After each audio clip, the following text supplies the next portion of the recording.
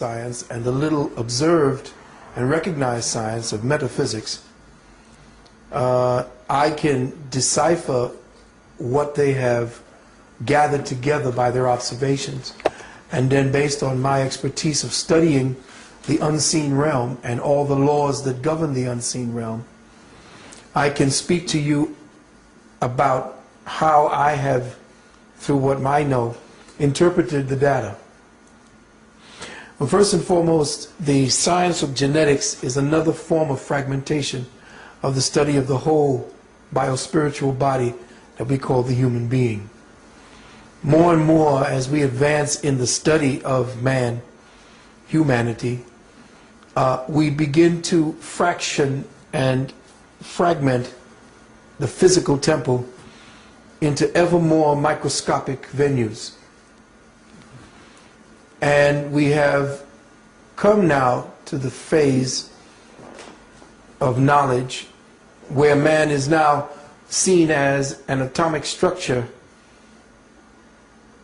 created or formed into a molecular structure, which in turn is formed into a cellular structure, and from that cellular structure comes out into the different forms of intelligence that we see walking the planet from the DNA.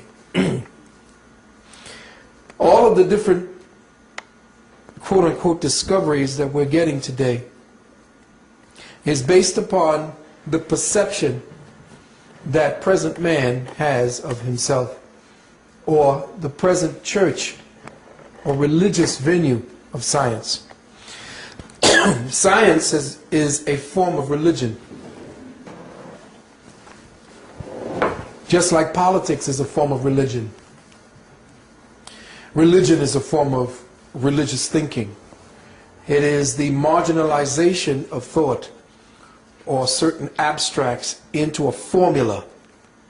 And then that formula is meshed over, and you take a piece, I'll take a piece, and everybody has a little piece, and they'll see what they can extract or mold out of that little piece. Genetics is simply one of the branches of the mold that we're studying. And it's interesting that the more we find out genetically about ourselves, the more we get to that little black box, which no one seems to want to speak about except us, and that is melanin. We speak about DNA because DNA is almost neutral in its context. Everything that has a biological basis has DNA. So does rocks, dirt, everything has some form of DNA structure because it is part and parcel of a living, breathing, sentient, conscious planet. So there is no part of what we live on or what we participate in that is not conscious. Not only of itself, but as itself. So when Brother brought this particular information to us, what happened is that every time there is a new breakthrough in science, and I know that there are other metaphysicians and other spiritual people who know what I'm speaking about, that every time someone comes to us with something new that science has discovered, the occultist, the metaphysician, the one who studies the spirit, already knows what that formula is. We just have not yet interpreted the language that they've used to describe what they've discovered.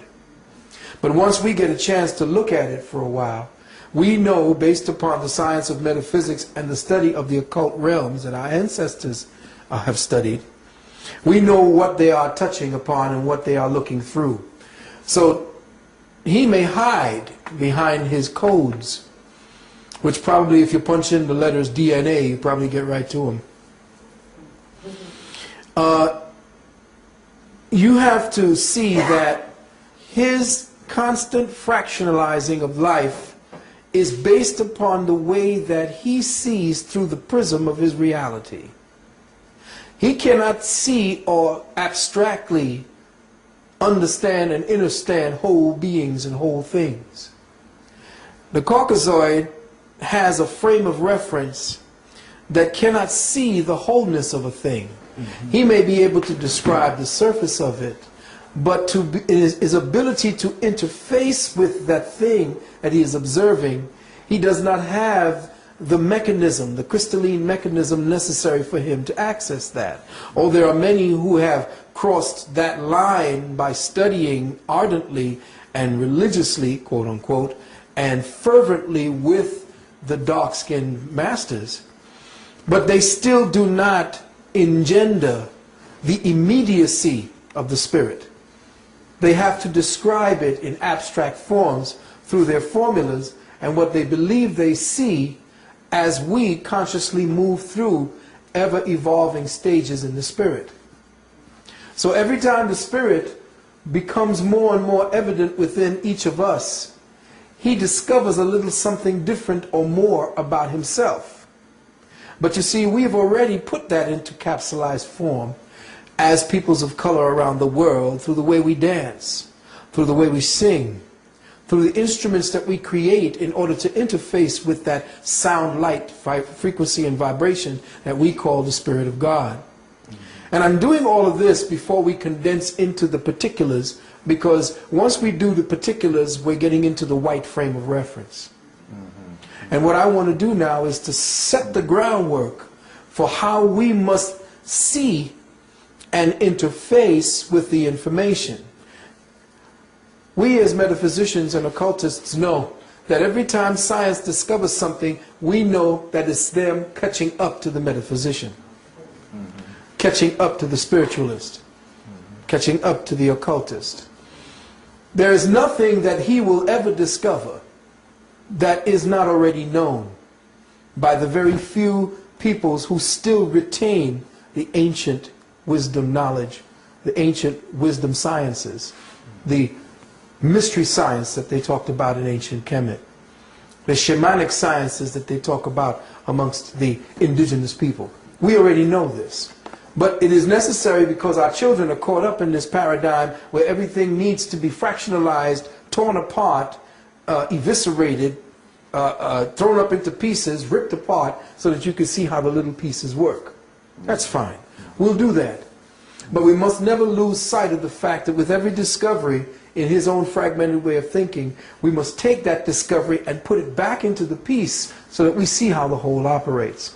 In that way, we won't end up making machines that tear down whole forests, that rip up the skies and the water. Because he is so estranged from the living beingness of this planet, he can, without any conscience, without any responsibility, do what he's doing to the planet. Because this is the way he sees science. He sees what life is. It's just things for him to rip up and study. Consequences be damned. They'll come later. So I must place into the records that his ever deeper incursion into the study of DNA is his ever deeper incursion into the study of dark matter consciousness, which is the study of melanin. Because melanin is the intelligence that makes the spirit real to us. It is the aspect of spirit that weaves the intent and the will of the Creator into something that we can perceive, something that we interface with through time and space, something that we could say this is this and that is that. It gives us depth, it gives us perception. Melanin differentiates the one spirit into the many things that we witness as reality. So the study of DNA and the study of genius is the study of melanin, of which the first peoples of the planet have the abundance of. You see, when they mined us, when they stole us, when they captured us, when they came over and they tore up our ancestry and destroyed us, they knew they were doing the same thing that their scientists were doing, ripping up the melanin, tearing it apart, taking away its homogeneity, its oneness, and its unified form of the world, and fragmenting it into all these different tribal mentalities that separate us one from the other, have us fighting one another, just like he's been doing. So he's ripped up not only us from the earth and from our places where we were indigenous to, he's ripped up our consciousness. He's torn melanin into shreds. He has miscegenated us so that we no longer can tap into the deeper dark matter consciousness that is our legacy within the central part of our brains.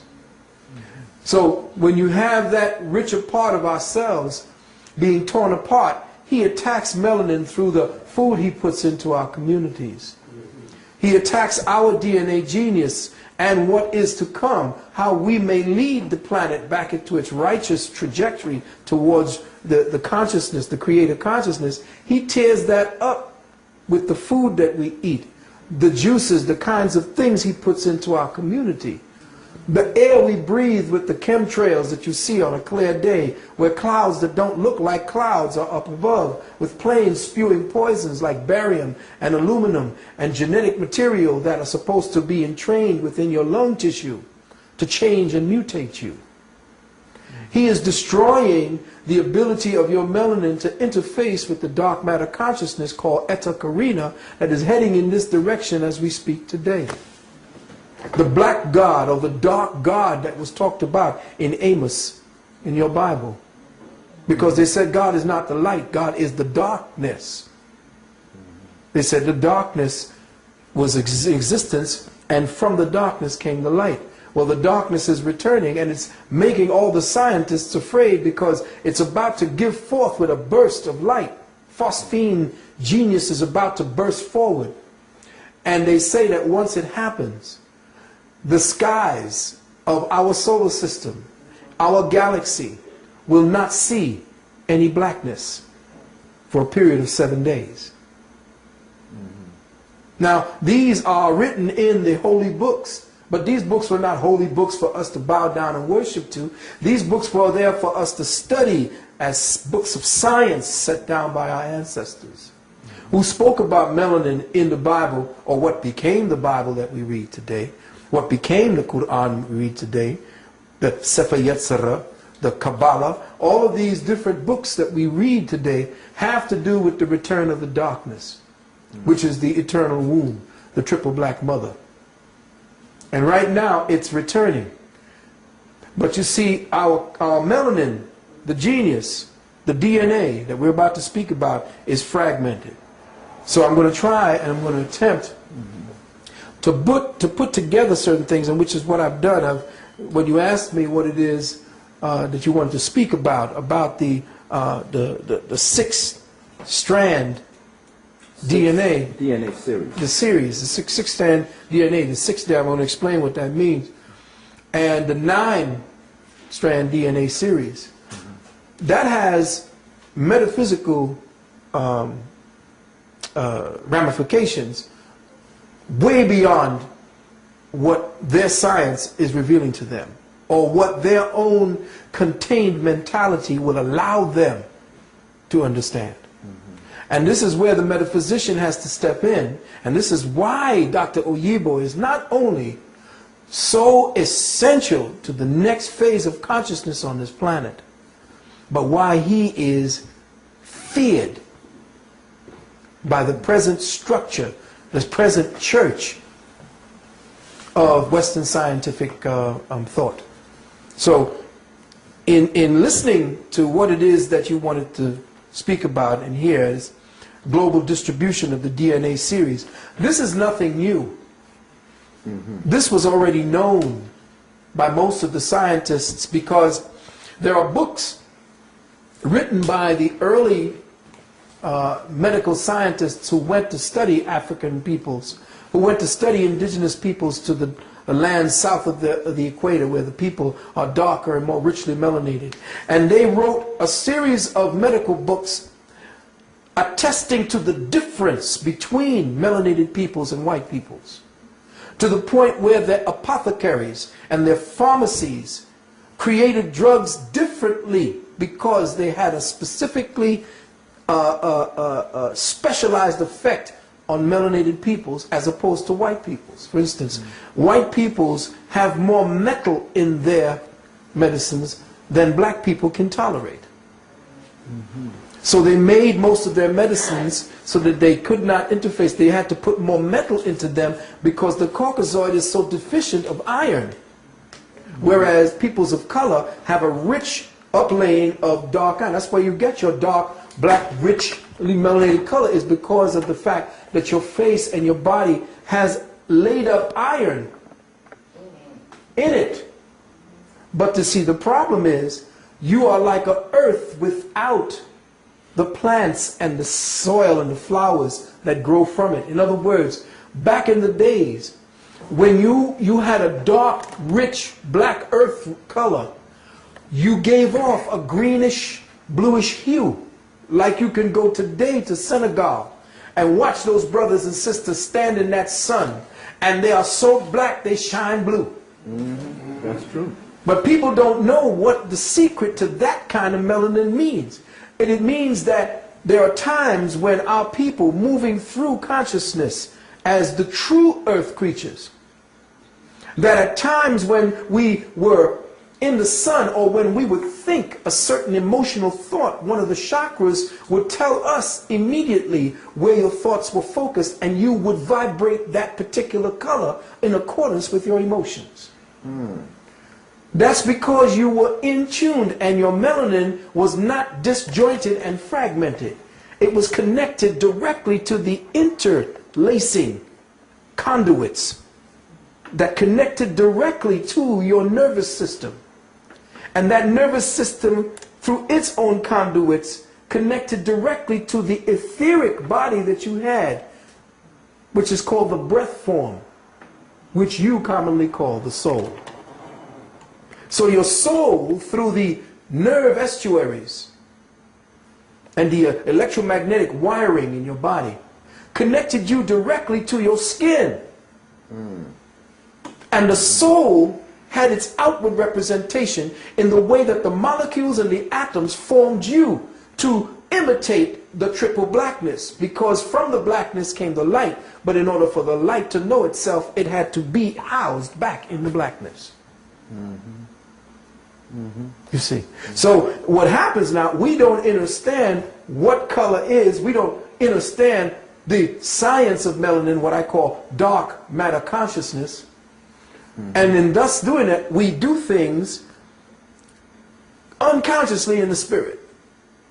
That's why religion is such a, how do I say this? Such a deep, intoxicating, and addicting substance to dark folks. That is the number one place where they can defer and deter the consciousness of black people by setting up a structure to intercept the true spirit. And the one structure that intercepts the true spirit is religion. The dogma of religion are to take us away from actually interfacing with the true voice of God that will tell you the name of the Creator, because your DNA is linked to your melanin, and your melanin to the pigments on your skin. And that's how you had all these different names for God. Not Jesus. You didn't have these names like Allah. You didn't have all these names. These names came and were fostered upon you because you had names like Unkulunkulu. That was the sound of the cosmic resonance of the drums. And the way Most High spoke to you, so you spoke back the name that was given to you directly. You didn't need a second-hand interpreter to give you a name for God. God already gave you its name wherever you were on the planet, because the name that you called God where you were on this planet was the harmonic frequency necessary to keep the balance of the overall planet in place. So when this Caucasoid came around and began ripping up all of your religious sounds and your music and the way you spoke directly to the Creator, it ripped up and tore apart the planet so much now that it begins to wobble. The planet itself today wobbles because every one of us is calling out somebody named Jesus who never existed. Never existed. That's correct. So your melanin can be used to keep you in the prison. because it's easily infected with illusion. And that's why we must know ourselves from inside out. And if this is a chance for me to speak more deeply upon what it is we need to do, you know I'm going to actually do my best to be here to speak on that. Thank you. Thank you. Thank you. Give thanks. Now, I need to read into the record for everyone some things that I put down very quickly for us to understand or understand around what this DNA situation is and what this whole concentration on genetics and, you know, what's going on with the genetics of disease, and we found a gene for cancer and the gene for leukemia and the gene for that. You can go down to Woolworths and find genes. There's genes in everything biological. But he needs to do that. He needs to think that he is in control, because he is going to poison you with what he finds. He can't do anything good with what he finds.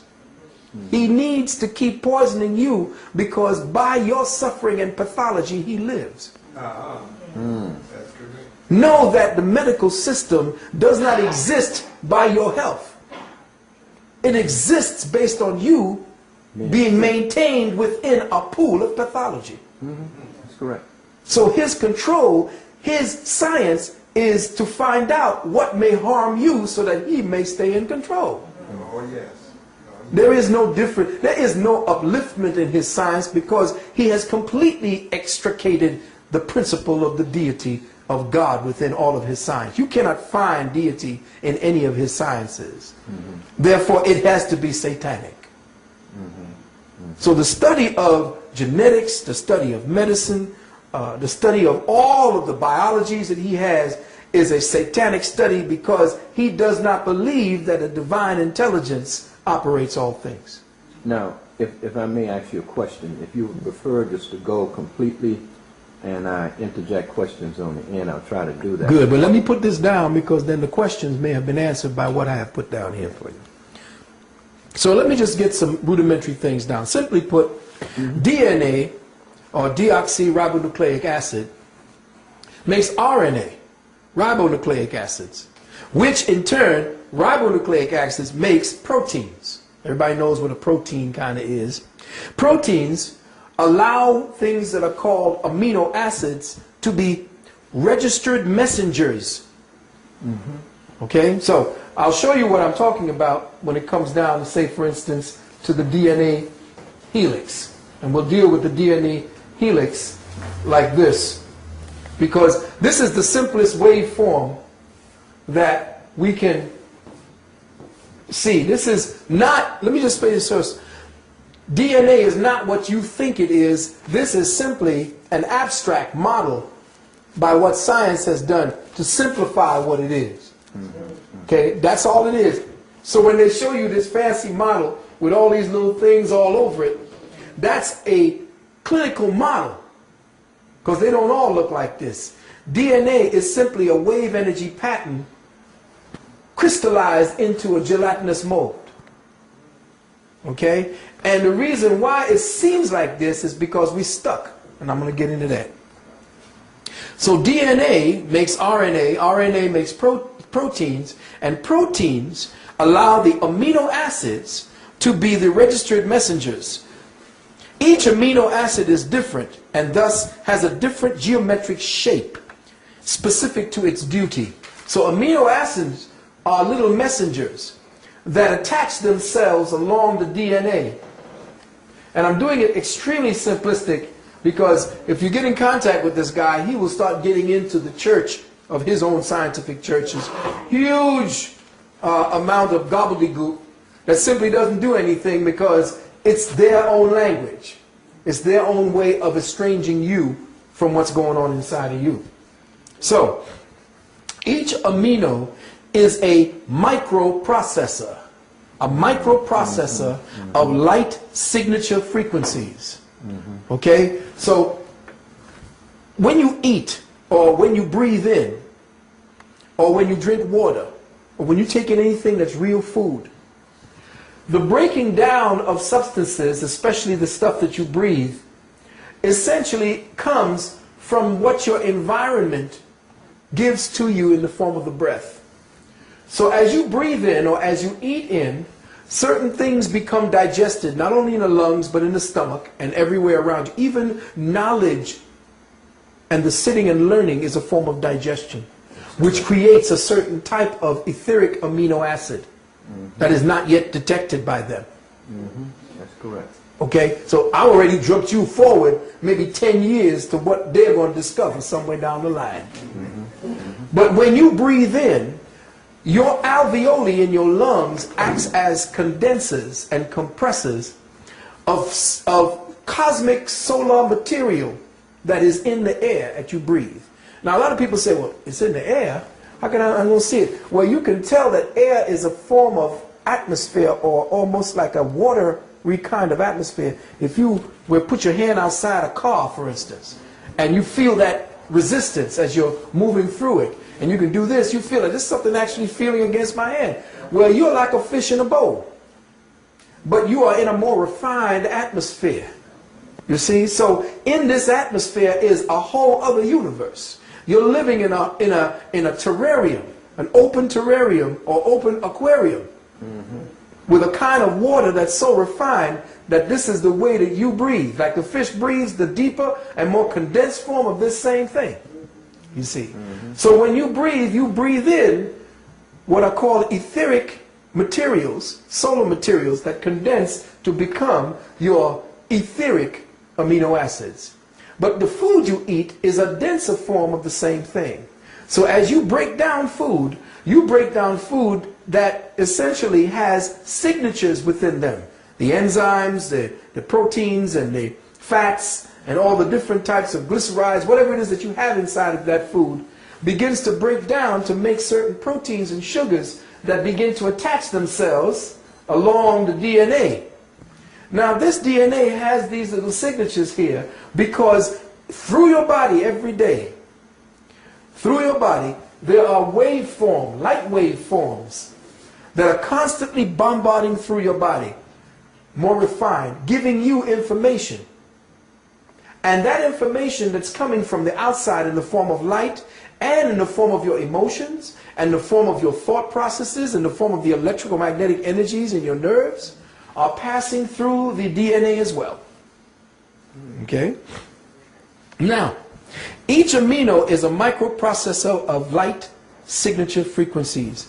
It's an antenna for the reception of light codes. Now let me be very clear about that.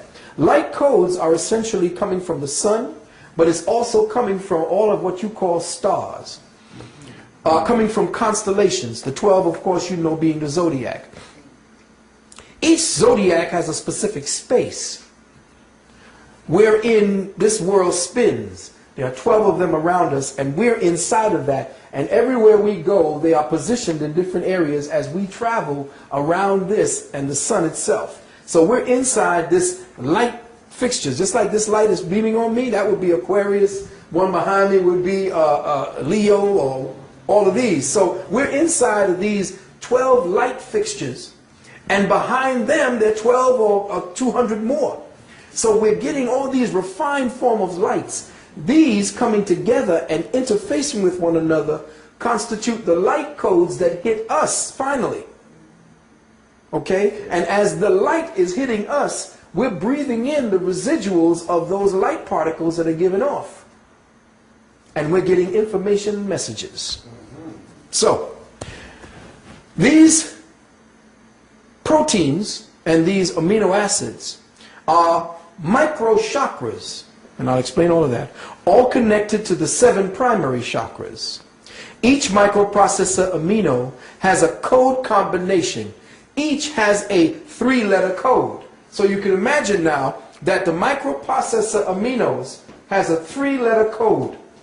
And we're going to get into showing you how, you can just cut this part right off.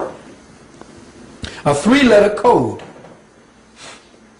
These are chemical codes used to articulate different combinations of carbon, melanin, hydrogen, melanin, oxygen, melanin, and nitrogen, melanin, that they collectively go into the constitution of aminos created to receive specific light code instructions. There are 20 known light code antenna processors presently identified by Western medical science. 20 known antenna that define the biocosmic temple we call the human body. The human genetic code is comprised of 64 possible code variations, what they call codons. Now, if you know anything about the ancient I Ching, what they call the ancient Chinese way of dealing with reading, I, and then it's called I and then CHING, there are 64 different combinations that you could throw of the coins that they give to you. And those 64 combinations of 3 are directly linked to how the code. So if you know how to do I Ching, you can judge what is going on in the human condition based upon your sympathy with the energies of the planet. You can throw those I Ching coins, 4 I Ching coins or the 3 I Ching coins, depending on what system you use. You can throw those I Ching coins and read what's happening to you and interface, because all 64 possibilities have a code next to them that our ancient ancestors wrote down. Okay? And they're linked to the so-called DNA. Now, the human genetic code is comprised of 64 possible code variations. It is these 64 variations that represent the limit or the wall of our perception for Western science. And this 64 code variations that I explained is to the Western science a complete mystery. There is nothing beyond it, because the present perception of humanity and science cannot go beyond the 64 coded wall. It's like 64 bricks to this particular wall that they cannot see beyond.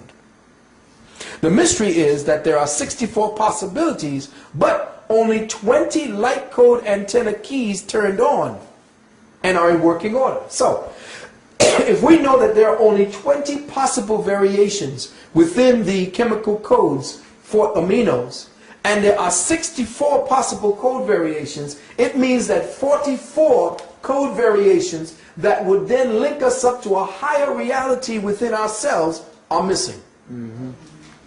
Now, here's this man coming along to say that in the southern regions of Africa, below the equator, right now, at this point, there are evidences of people that are supposed to be primitive.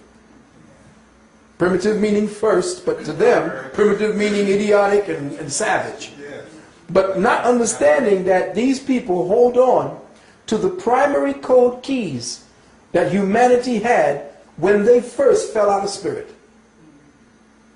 If they found 9, understand that there are 3 that's only missing from them and 6 missing from them, because the first stages of being able to climb out of the present perceptual paradigm is to link up to the 12 DNA series. He only got to 9. And we're going to explain what that means. So here we have a problem with the amino sequence. Let's just use one amino acid, the amino acid leucine. L-E-U-C-I-N-E. Now the amino acid leucine reveals something very deeply in us. I mean, it shows something that they have found out in us. And it shows something that we as metaphysicians have been trying to tell people for a long time. The occultists, the shamans have been telling people, we are locked down. We can't see beyond the present perception because we have refused to release it. And religion is that lock, because it does not explain the spirit. It tells you to believe. But when you believe, it means that you have surrendered your critical thinking and your reasoning mind to accept something based upon what somebody else has said, not first-hand experience. Here's the problem. This society, Western society, is not based in first-hand experiences. Western society is based on vicarious experiences, which means we go to movies, TVs, we go to different shows to see other people enjoy first-hand experiences with us. That's true. So a second-hand experience does not allow for certain parts of our bodies to develop. It does not allow for certain consciousness, cellular consciousness to be awakened. Because when you take away first-hand experience, you take away the soul's ability to interface with the moment on an organic level, and thus traps the spirit or the soul in a paradigm always looking for itself, which is a first-hand experience with itself. So now you have a creature who is living completely by vicarious experiences. Okay, go to church, come to the preacher will strike up the band's music tells you sing these songs trigger a vicarious experience in you. You now, based on the programming, are told that Jesus is doing that to you, but you're doing it to yourself. Correct. And you've accepted the programming that somebody is doing this for you. I'm feeling Jesus because why? The preacher says that that feeling that you're feeling while you're in this place is Jesus. But you don't understand that he is using your own spirituality, your own inheritance of the Spirit. That's correct. And spending your inheritance by keeping you high on ignorance. Okay. So understand now that what I'm trying to say is that at this present time, the present amino acid structure that science is studying is simply based upon a vehicle that is stuck in its own ignorance. As soon as you awaken this vehicle, this entity creature, all of these codes will change. In the twinkling of an eye, didn't the Bible say? That's correct. But you can't do that if you keep the eyes blind and the twinkle out of them. That's right. Yes. See? And the knowledge of oneself puts the twinkle back into one's eyes. But understand this. Now, the amino leucine looks like this. UUA. These are the way that they are set up in sequence. UUA, UUG, and these are the way the proteins are set up. The protein aminos are set up. CUU, CUC, CUA, and CUG. Now, if you're looking at it, we have 6 completely different chemical combinations, but they all still add up. These 6 different completely chemical combinations. These are 6 completely different chemical combinations for amino acids, but they all add up to leucine. Which means, and this is happening throughout the whole DNA helix, which means that humanity is stuck or locked down in a consciousness of redundancy. The consciousness redundancy that we are presently locked down in means that we can't see to the next phase of our development in the journey of life. And what has happened for the last 2,000 years is that a force has been placed upon us, has been imposed upon us. We have been forced into this reality to believe something that you don't understand. And you know what Stevie said? If you believe in things you don't understand, you suffer. Superstition ain't the way. And what is religion? But superstition. Understand and understand that our redundancy, the reason why we are continuing to be at this pace, constantly suffering as peoples of color, is because we have played into the illusion of ourselves. We have adopted an alien perception of reality. We act to give life to this corpse, this Frankenstein that was created on the slab. You know what happened when Frankenstein was awoken. Our electricity, our life force gives life to this Frankenstein monster. And what happened when it got up? It started tearing up the village. So it's our focus of attention to the church, to the politics, to the education system. Those are all the limbs of the Frankenstein monster. The more we give our children over to that, the more energy we give to the Frankenstein monster, and then we turn around and wonder what's happening to our village. Because the children you send into that beast, into that laboratory they call the classroom, comes back as the Frankenstein monster. That's not your child anymore. It's being genetically changed, altered in consciousness. So the monster lives. And the redundancy continues. And you get another a newspaper where another brother is shot. Another sister is raped. Another child is abandoned. How much longer is this thing going to go on? As long as we continue to think in redundancy, this has continued to happen.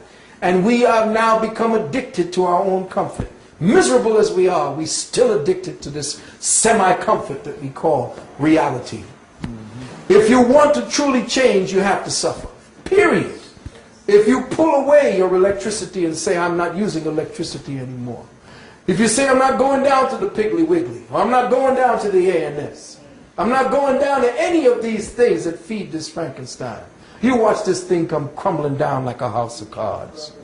But you got to remember that your Negro preacher, your Negro politician, your Negro educator is there constantly wanting to go and pay homage to the monster, because that's who he's plugged into.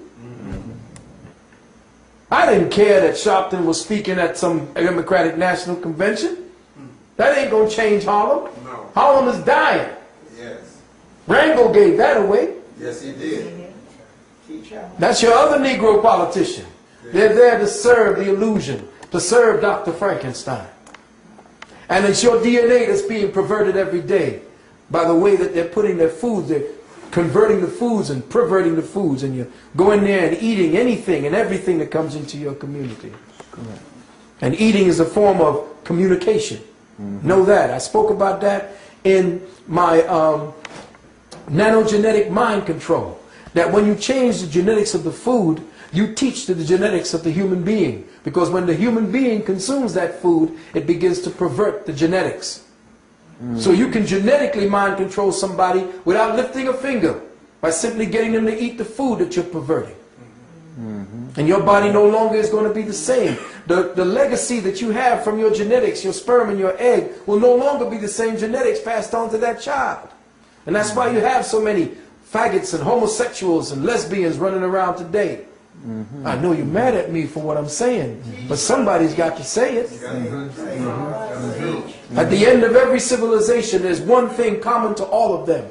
Greece, Sumer, Kemet, all of them fell just when homosexuality began to rise. Go back to all of your histories and see if I'm lying. And that's based on perverted genetics. So understand and understand that what we're doing right here is not just floating off the top and putting up theories or what do you call it. This is a science that they will never teach in school. They'll never teach the young genetic student why is there such a redundancy just to one amino acid. Because the redundancy is the effort of the body to find an escape route out of the present condition that it's in. Maybe this combination might do it. No, you did something here to stop this from converting out of or evolving out of. So then they created this one, and then this one. All of it indications of the body trying to find a way out of it, because as a byproduct of life, it is in motion constantly. You stop it with emotion. The one thing about science that they teach you is that science and life and all that lives, all that is science, is about movement and motion. And when you stop motion, you stop life. The motion is also seen in your thinking process. Thought creates motion, because every time you think, you create an atom. Every time you think, you create an atom. See, they don't give you that in school, because they, as a child of the Creator, it means that you are a creator. And as a creator, the first thing created, as you will see by that genius, Dr. Oyibo, was the atum. The one thing. The one thing represented as the all. So if you are the one thing in the many, then the one thing is within you, and every time you express, you will always express the one thing. The illusion is that it's many, but it's not. It's the one thing that begins to take on the personality of the many. You see, so this is just by studying it, redundancy, if you do not know why there are so many different variations just to make up one amino acid. It is said that the light code frequencies of the star cluster constellation, now listen carefully, here's a little something for them to go run and tell. In the book called the Enoch, the Book of Enoch, which was written by this white man named J.J. Hurtak, with financing from the Rockefeller Foundation. This book I read about 10, 15 years ago. Powerful book, but none of my brothers and sisters could understand it. I didn't even understand it, but I kept reading it. And there were some things in there that I know they know what's going on. They've studied our information. He says he got it from Enoch, which gave him, you know, white folks got this thing whereas they want to pretend that they didn't get it from us. So they got it from some spirit that gave it to them. Yeah. That's that New Age bullshit. They like to tell you somebody else told them, oh, well, who was it? Oh, it was a spirit that talked to me at night, and Enoch said, well, hell, Enoch was black. So you can't get away from that.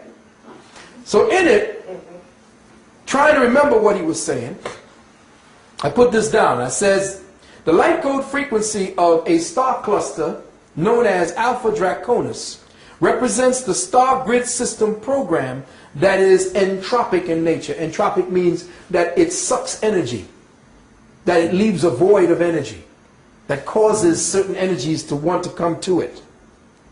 But it's entropic, it sucks the life force out of you. Like, you know, sometimes you get close to certain Caucasians, if you're around too much, you wonder why you're feeling tired.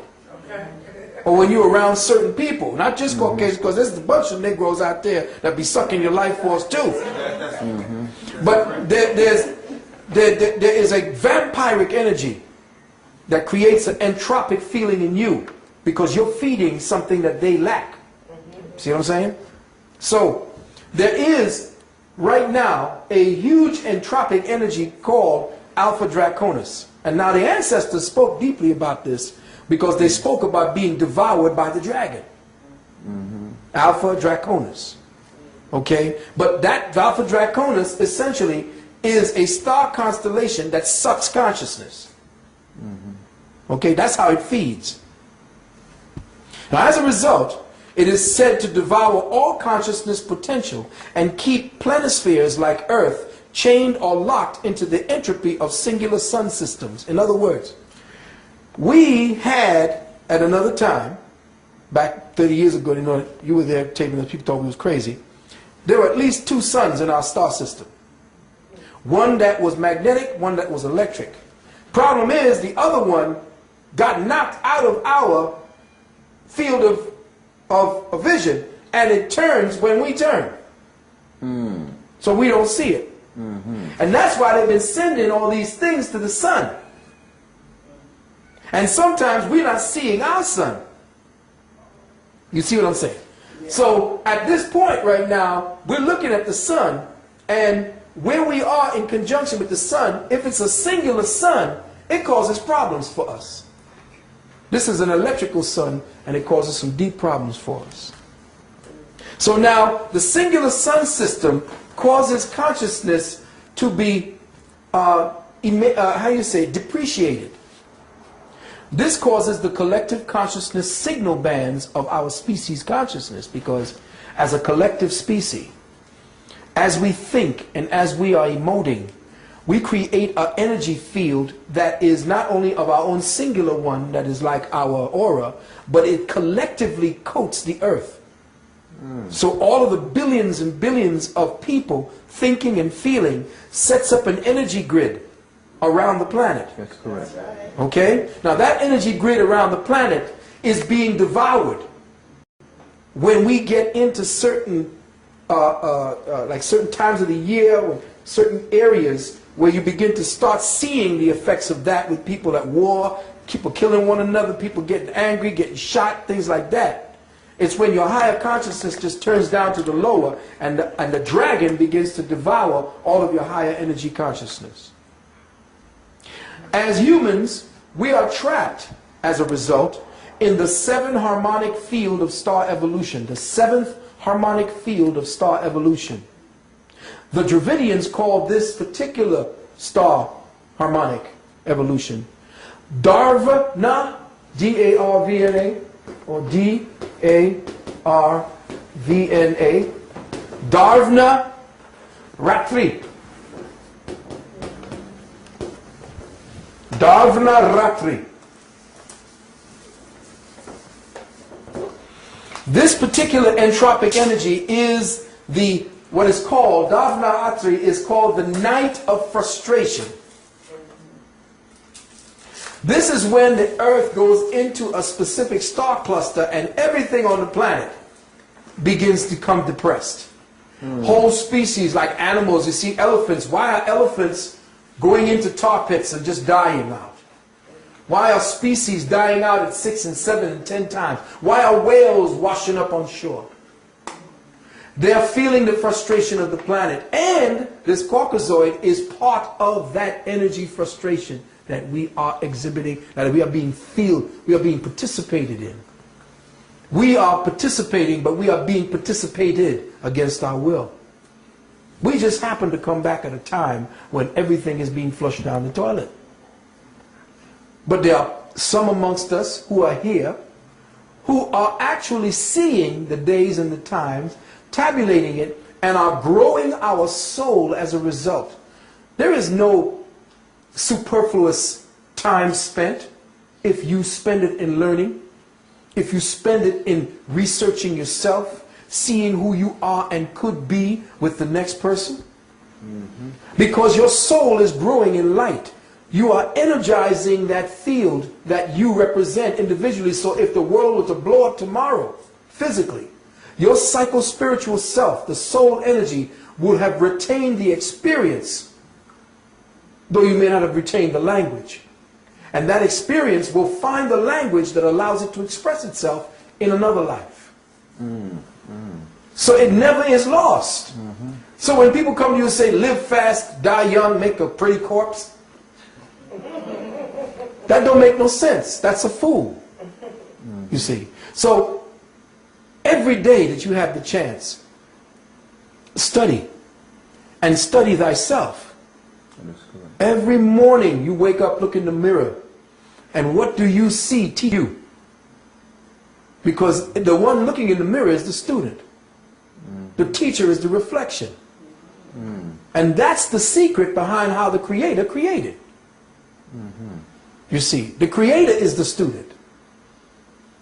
And you, by your actions and the things that you do every day, what you perceive and receive by experience, the Creator receives in turn. So you have a job to do. You are the teacher of the Creator. And some people say, well, how can you blaspheme? We are here to serve the Creator. No. The Creator serves us so that we may be better and better, so that it may be served in return. It can't know a damn thing if it's pushing you down or telling you damn forever in hell. Oh shit, I might as well just go ahead. You allow me to do this. If I can do everything that I want to do, why not do everything I want to do? Now you're going to damn me for it? That's the myopic thinking of a prison planet mentality. And that's why our DNA is so frustrated at this time. Now this night of frustration is the present harmonic field that traps the planetary intelligence of man so that he cannot get behind or beyond the present sevenfold nature of cycles and changes on this planet. Man is chained through his inactive DNA to Earth's geometric cycles. Let me say that again. Man is chained to his DNA through the inactive cycles. That's right. To his inactive DNA. In other words, the DNA that is not alive, out of the 6 to the 9, that DNA represents what keeps him entropically chained to the physical planet and to this reality. That's why they call it gravity. Why do they call it gravity? Because it's essentially a grave. That's what it does. It pulls you in. Life is entropic in its nature, but the spark of the Creator is what moves it forward. So man is chained through his inactive DNA to Earth's geometric magnetic cycles. There are 7 days for quote-unquote creation, 7 years to the age of reason, 7 chakras, 7-year cycles for age progression of the cell, 7 seconds, 7 milliseconds, 7 nanoseconds before the phosphine explosions occur toward the inner dimensions of the mind. In other words, at that point where you begin to know yourself, as you raise the 7th chakra, it goes into seconds, then nanoseconds, as you plunge deeper into the well that you represent, that consciousness that you call the Creator. This night of frustration is a point in human consciousness evolution where the physical ordering of the mind must come to the realization that even star evolution does not share any singular space and time indefinitely. In other words, what we're looking at as the stars above us at this time, what we're seeing presently is not and will not remain like that forever. Even the stars are developing and evolving because they are conscious as themselves. You see, the earth is conscious as itself. It knows itself as water. It knows itself as earth. It knows itself as fire. It knows itself as atmosphere. But you see, it does not become conscious of itself until man walks upon it. You see what I'm saying? You can't, man, don't get me wrong, sisters, but man is mother, father, son.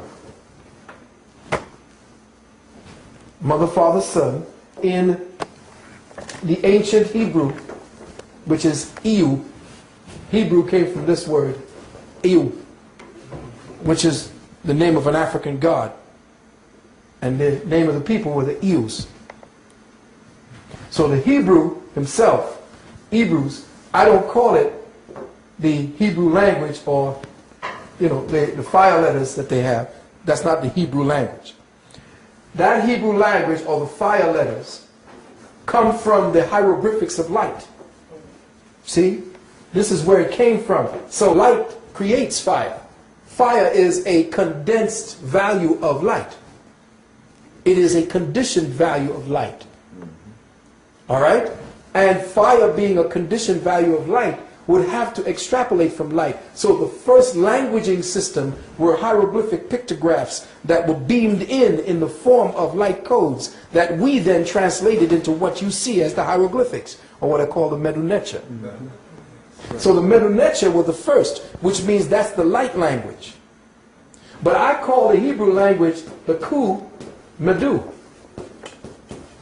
which is the fire language.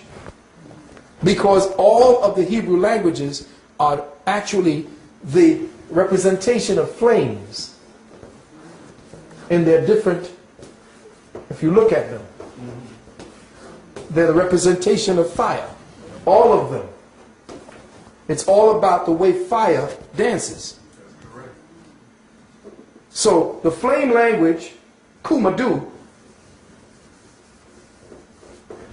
is what we are studying now in this particular part of what we're dealing with as a reality.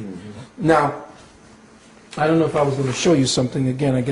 I always get caught up because there's so much to teach and to say before we can get to the questions. I want to make sure I get all of this down so that we have something to work with. Well, let me just put this down. The human body has 12 meridians. We'll come back to that. The earth has 12 meridians. All are connected to the 12 meridians, light beams of the star constellations, the 12 star constellations called the zodiac. All of the 12 star constellations, all of the 12 meridians of the earth and the 12 meridians of humanity are interconnected to form new thresholds of awareness. That means how they interplay one with the other can provide the doorway for humanity to come out of the present perception and into another reality. Their interplay can be seen in the form of helical energy patterns that match the patterns of our DNA. In other words, the way that the meridians of the earth the meridians of our patterns of our bodies, and the meridian patterns and the thresholds of the constellations all come together to create helical energies that match exactly the helical patterns that are seen within your DNA, actually, the DNA. The human vehicle has 12 awareness meridians of light, all connected to the archetypal seed cell. Now this is the secret. And this is what they'll never teach you. The human vehicle has 12 awareness meridians. That's what the acupuncturist is moving when they stick the needles into you to move the energies around. These 12 meridians, awareness meridians of light, are connected to the archetypal seed cell located in the pineal, or the first light, first eye. Not the third eye, but the first eye. They want you to believe it's the third eye because they got you believing that these two are the real eyes. These two eyes are the eyes simply to diffract light wave patterns into forms of solidity so that you can perceive a reality. But the first eye sees beyond that to the true nature of all physical things. So it would have to be the first eye because that's where you came from. So the primary one eye, which sits on top of your dollar bill pyramid, showing you what it is that they're telling you, what the real deal is, that first eye, the one that they tried to atrophy with the new hamburgers that they're coming out with the new drinks that they're coming out with all the different things and the drugs they put into your medicines, all of this is to shut down the activity of that first eye and to impede the flow of all 12 of your meridians so that you don't open up that first eye. So now, this particular first eye, inside what I call the seed cell within that first eye, that seed crystalline cell is made up of a crystalline lattice. In other words, if you look at a crystal, you see it has a lattice. And that lattice is usually in 6 forms, in 6 points. All organic crystals, real crystals, have 6-point lattices. That's because that's the way the light wave meridians of the planet shapes them in order to translate information from the ground to the people above. Now we're mining them out of the ground, which is why people are getting more and more stupid. They get all this going on it, but they don't know what to do with it. They don't know how to put it back into the earth so that it vibrates properly, so you can, when you're wearing it, you're in phase with the earth. You're interfaced with the earth. But they're mining it out now, and inside of all of these crystals are locked the thought engrams of previous civilizations that lived upon the land where it was mined. And you could put this into places, you could go into meditation with these and go right into contact with them. Because their energy signature still surrounds this planet. And that's what the white boy is trying to tune into. But see, he's over there trying to steal Native American thought and Native American organic interface rituals and spend $10,000 to get some kind of classification that, oh, now I'm a shaman. No, you're not a shaman. You're a little perpetrator. You're a little kindergarten boy dressed up. And you will never be able to take the true meanings and qualify them and interface with the relativity that they represent. You may have a quantum bit of it that you're playing around with, like a toy. You may be able to very articulately see what you say and write it down for us to interface through words, but you can never do it. You can never do it. Albeit. So as I go on very quickly, the Earth's planetary membrane, what is called the ionosphere, troposphere, stratosphere, etc., or the biocomputer, has 12 vibrating light-focused channels. Both channels are used to reprogram the human molecular atomic structure and act as key points for the shift in particle or quantum perception, which is the doorway to the next level of biospiritual evolution. These 12 awareness meridians within the human body temple are synchronized through the 12 planetary meridians with the 12 zodiac portals, through the 6 double helix of 12-strand spiritual ladder, or the 12-strand DNA. Now, what does that mean? We're going to get right to it. It is 3 by 3 by 3, which is what we're talking about, the 6 double helix, 3 by 3 by 3, and the 3, 6, 9, 3 fours are 12. There are body meridians, there's 12 body meridians, which means 12 equaling 3. There are 12 planetary meridians, again 12 equals 3, and there are 12 signs of the zodiac, which means 12 equals 3. That means 3, 3, 3. It means 9, which comes up to the vibratory number of 9, which is why that is the last number that you can that can be formed out of the one linear first equation, the circle with the dot. You can only come back to 9. There's nothing else. After 9 is 10, and that's just a repeat of 1. It's the multiples that create from it. So I'm just kind of throwing this out there very quickly. This white boy, I forgot his name, went and studied again they go into the laboratories, and he studied the DNA, which was very interesting what he studied. He studied the DNA and found out that emotion triggered certain DNA on the light code sites. So let me just put this down one time to show you what he found out, which is very interesting because it just substantiates our ancestors. This is DNA, for instance. Okay, we're all okay, we're on the same page. We'll say this is DNA. Now, let's just, for simplistic sake, let's just put this way. Okay? Let's just do this. On this DNA, we have a series of amino acid proteins. And again, these little amino acid proteins have different little shapes. You know, one may have bunny ears, another one may have little arms. You know, they have little shapes, little crystalline shapes that are their own. But they are based upon the temperaments that you share right now. So you create the proteins and the amino acids based upon the mentality that you carry. Yes.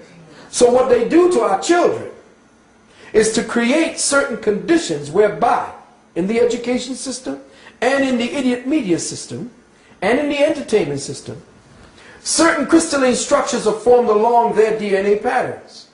By the way the music is played, the kind of sounds that come out of their music that shatters these crystals once those sound waves pass through them. Okay? Now, we say that we have a kind of light code sequencing site of an emotion. When an emotion happens, depending on the type of emotion you have, it will dictate how many of these aminos are touched. And thus, when the wave signature of the DNA of the emotion touches certain amino acids along the site of the DNA, it teaches the DNA what that emotion is supposed to do and how that emotion is supposed to translate as the physical body. So, if the emotion, they found out in the laboratory that if the emotion is made up of fear, and look what's happening today. They find out that if the emotion is made up of fear, the wave signature is very broad and hardly touches any of the crystals, of the amino acid crystals. But if the waveform is energized through an empathetic energy that they call love, that the waveform is so dense that it touches damn near every one of the crystals along the DNA strand, which then translates to an evolving being. Because along this wave band signature, which is more densely collected, you have more information. Thus, more information is passed on to the DNA. And when the DNA has more information, that person person is now tapping into the very genius that he is trying to seek. Now, what has differentiated these people? 9 times out of 10, these people ain't educated. And the people that they went to find the samples from ain't yet hooked up into Western civilization. Or if they are so tuned still into the talking of their own ancestral gods, eating their own ancestral food, and have not yet undergone the serious stress, or have learned to bypass the stress and to take on a whole other way of being to survive. But in them is contained the treasury. This is the Fort Knox of the human genome system, according to him. So now he has to find out what is it that these people have that we Caucasoids don't have. There it is. And you will see now that coming out of Europe, there are going to be new potions and pills to turn white people black. It's getting ready to happen. You're going to watch it. They already got them. In fact, there was a movie out called Black Like Me. And they had an experimental pill that Richard Whitmark used. Not Richard Whitmark, what was his name? No, it wasn't Richard Whitmark. Richard Whitmark was that skinny dude. It's the other round white boy who played it. Yeah, with the gray eye. William Bendix or something like that. You know who I'm talking about, right? Heavyset dude. Do you remember what I'm talking about? Yeah, I know what you're talking about. Right. I'm just trying to think of it. He took a drug called Sorolin that turned him dark and black. And they're getting ready to put that back on the market for white folks because the sun getting ready to get ugly on white folks. And dark folks who eat white people food. Watch. The melanin is going to be disjointed and destructive to you if we don't come back into our collective thinking patterns. From that scenario that you were saying, which is great, will even taking that pill, will it affect the chemical combinations? And that's the main thing, which the UUA, the UUG, the CUU, and the last one, the CUG. With that pill that they get, their combination still won't be as bad as I don't think. Well, see, what you're hitting it on the point right now. All he can do is drug himself into some kind of similarity. Yes. See, he can't be it. He can only be similar to it. He has to flow back into the dark mother consciousness, which is why you see him paired with all these black women on TV. Now that DNA, which is the deoxynucleic acid. Yeah, deoxyribonucleic acid, yes. Will it affect us in some way, or could we tap into this thing more? Well, what they have found is that the bloodstream of the black man and the black woman has incredible variations and differences than the white man. First of all, it's thicker. Yes. And it has a lot more red corpuscles, red blood cells, which means that we are older by means of us having more generated cycles of incarnation. You see, the more denser your bloodstream and the more denser your red blood cell or your cellular network, the older you are in consciousness. Well, you just answered something for me. I was going to the doctor they were giving me hydroxyurea. My blood cells are very, very rich, very rich. And they give me the hydroxyurea to Thin it. To thin it. Yeah, exactly. Bring it down. Right. Now, what is that? Detrimental? Or Yes, it is. Oh, it really is? Yeah, because you see, what you've done now is you thin the messengers to your melanin on your skin. And what's happening is you thin the oxygen necessary to keep that melanin alive. And what's happening is the foods that you're eating is causing your melanin, your blood, to become mucosized, which causes a stagnation in it, which then further complicates it for dark folks. And it eats up your copper, which causes problems in your heart. You see what I'm saying? We have a whole other kind of... Now me, I'm mixed. I got the damn Spaniards, you know, and what do you call them, French. Went down and messed with my Carib Indian ancestry down there. So I got the mixture of them. And so what happens is you have to be very, very careful.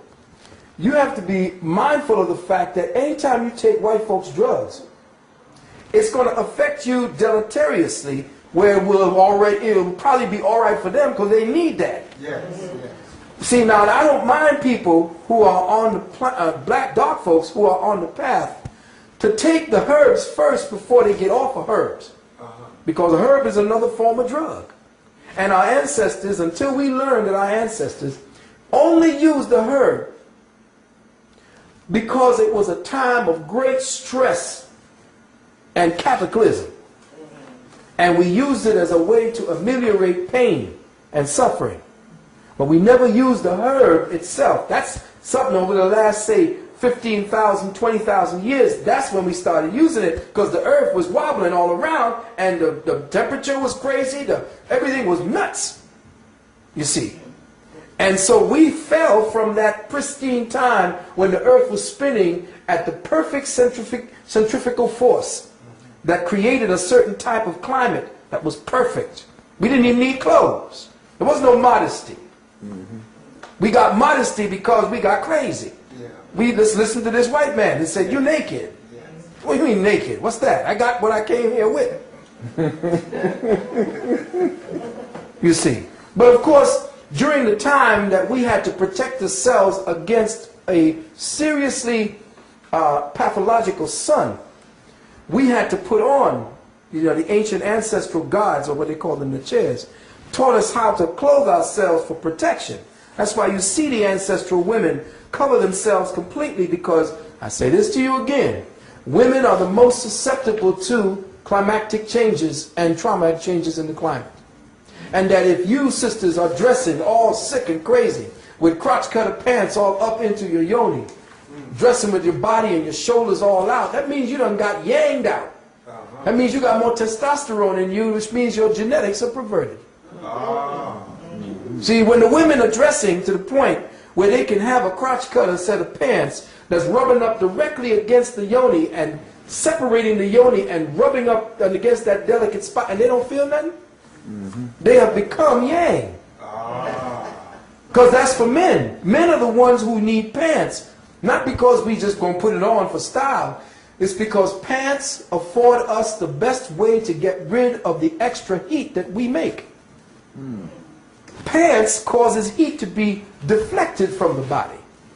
Whereas the skirt, if used in layers, like your ancestors did, keeps heat trapped within the layers of the skirt. That's right. Now you can use the pants under the skirt if it's real cold and you're living in them crazy climates that you got to keep changing. Yeah, but your ancestors wrapped herself. She didn't wear bras because at the time the sun wasn't crazy and the atmosphere wasn't crazy. Therefore the people weren't crazy. Therefore the body was not just something to lust after. That's another form of sickness. Yes, it is. So the sisters have to learn that her body and the way she treats it is the way the legacy that comes from that womb will be. If the woman is, and this is something that I'm definitely getting fighting from the brothers and sisters, if the sisters do not understand that their bodies dictate what's going to happen to the next generation, whether it's going to be insane or not, they will see that if they don't change and teach their daughters and their children, especially the girls, that there are certain things that they cannot do.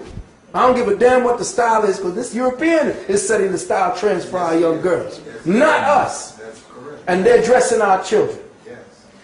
And I know they say I'm crazy, but it isn't that I hate women, and I wish y'all stop that. I don't hate women. That's stupid. Why would I want to help sisters if I hate them? Let me just say this, because we could get back to the DNA, but this is very important. Even what the Arabs use is plagiarized and ripped off from the African women or women of color, because the covering of the nose by what they call the exercise of purdah where the women covered themselves, was a way to protect herself in poisonous environments, especially when she walked amongst men. What does that mean? When women walk amongst men, women who are real women, sensitive women, women of childbearing age, there is a specific pheromone given off by men because we're electrically charged. And those pheromones are actually signatures that can be read because scientists have taken infrared and all kinds of different light spectrums and have pointed it at animals that are in heat, and the pheromones are kicking off in different colors. And if that's the case, then men give off through their scent especially certain particulate scent molecules that are breathed in by the woman. When she breathes that in, if she's a sensitive woman, boom, she starts ovulating. But we think that at the time, of course, we got the crazy Arabs taking it, who want to conquer, and what do you call it? And the women now are being used and abused based upon something that the women did in order to protect themselves when walking amongst men. If they're not amongst their husbands, they cover. Not because they cover for modesty or the man don't want to see her face. That was nonsense. They covered because the men gave off a certain odor, especially when she was pregnant. She would never go walking amongst men or working with men when she was pregnant, because you breathing in his signatures changes the genetic structure and signature of your baby. That's why you never saw the women. You would come in first and see the warriors. Hey, you can get past them, then you may come in and see some of the women if we allow it. But nowadays, it's like, everybody for themselves. And this is why we're in the madness we are today. At the time, our African women, or women's of the ancient times, 100 to 150,000 years ago, knew what men were for. Men were to take the stress off of their lives. Because a stressed woman creates stressed children. Yes, it does. Yes, it does. So we created a stressless society for you. That's why when the white man came and saw women doing everything, that's because paternally, Africa was a paternal society, not patriarchal or matriarchal. It was a paternal society where we made sure that our women were happy. And only when this white man came in and changed everything and then created the science of anthropology to go back and study what he thought he was studying as a primitive peoples. No, there's no primitive peoples untouched by the madness of this Caucasoid. And that every society, every tribe he studies now is a pathological expression of when they met him 200 or 300 years ago. So he ain't going back trying to study somebody, oh, this is what they do, and they've done this for thousands. No, they didn't. They did that in order to convert or to survive while you were there. The real indigenous peoples that you could see have not been touched by European hands or touched anything. Discovery destroys. Yes, It doesn't do anything to enlighten anybody. And all they're doing is going there and changing. When them Christians and them damn Jesuits came in there were no tribes that came in there. And you can't study no tribe at their indigenous levels anymore. So the women were not beat up. Imagine a man who has got some kind of intelligence to build a pyramid is going to beat his woman for 10,000 years. Does that make any damn sense? That makes no sense. No sense. In every African ancient society, the women are revered. Only in this Caucasian society, she is not. Because she was at war with her man. She used to raise the son to kill the father. It's all in their stories. But when you see the ancient Kemetic principles, you always see the male and the female behind him as the support mechanism to him. Never the other way around. And that's all for all the sisters who want to think feminist. There is no woman in front of a man. That's madness. You don't let your woman go through the door first. That's white folks. I keep in my mind trying to see how this relates to what's going on right now in Dhaka, Yeah. where they are vaping women as some part of war, like it's part of Interesting war you say to that. control Yes. the men. Yes. What you do is you rape the women. Demonize the men. Yes. But you rape the women and your seed becomes the woman now. You changed her. Once you change that womb, the legacy of that tribe dies. Because the womb, the first elements, the essence of that womb goes into that first child. Now the essence is no longer belonging to the males. So you have now you have eviscerated, or you have actually castrated the males by raping their women. And guess what? The Arab women would sing while their men did it. This is what I'm understanding. Because of the nature of the African woman, yes, she could not kill a seed in her womb. No, she couldn't. Even though it reflects the Exactly. And that's because you are of the God principle. You are directly connected to the creative principle. So you would never do that, because that would be the creator. No matter how it came here, it would be the creator. And you would have an explanation for that. But guess what? There are sisters out there now that don't, no, this is not going to happen. And they're killing their children, but they're dying as well. They're taking poison, and they're killing themselves rather than give a birth to anybody else. It's a no-win situation. No-win situation. And this is the last vestige, because this genocide that's going on right now is getting ready to turn everything around. I didn't want to get into this, but there has been a penalty that had to be paid for the passage of this consciousness through into the next paradigm. And we were the ones who paid it, because we are the ones to take over to the next paradigm. And it's getting ready to shift. With Dr. Oyibo and with this brother named Philip, I believe, in Emwengali, or Ewegali, this guy that came from Oyibo's tribe, is shifting the whole consciousness of the planet now. He has no room, there is no room for him where it's going. That's why he has to create his stormtroopers. This is why the Star Wars trilogy was written, to show you where we're going back to. And you're going to see him walk in the streets today. Which is why the same genocide that you're speaking about going on in Sudan, in Darfur, is going on right here now. You see it happening. Can you repeat that? Okay. The same. Hold on 1 second.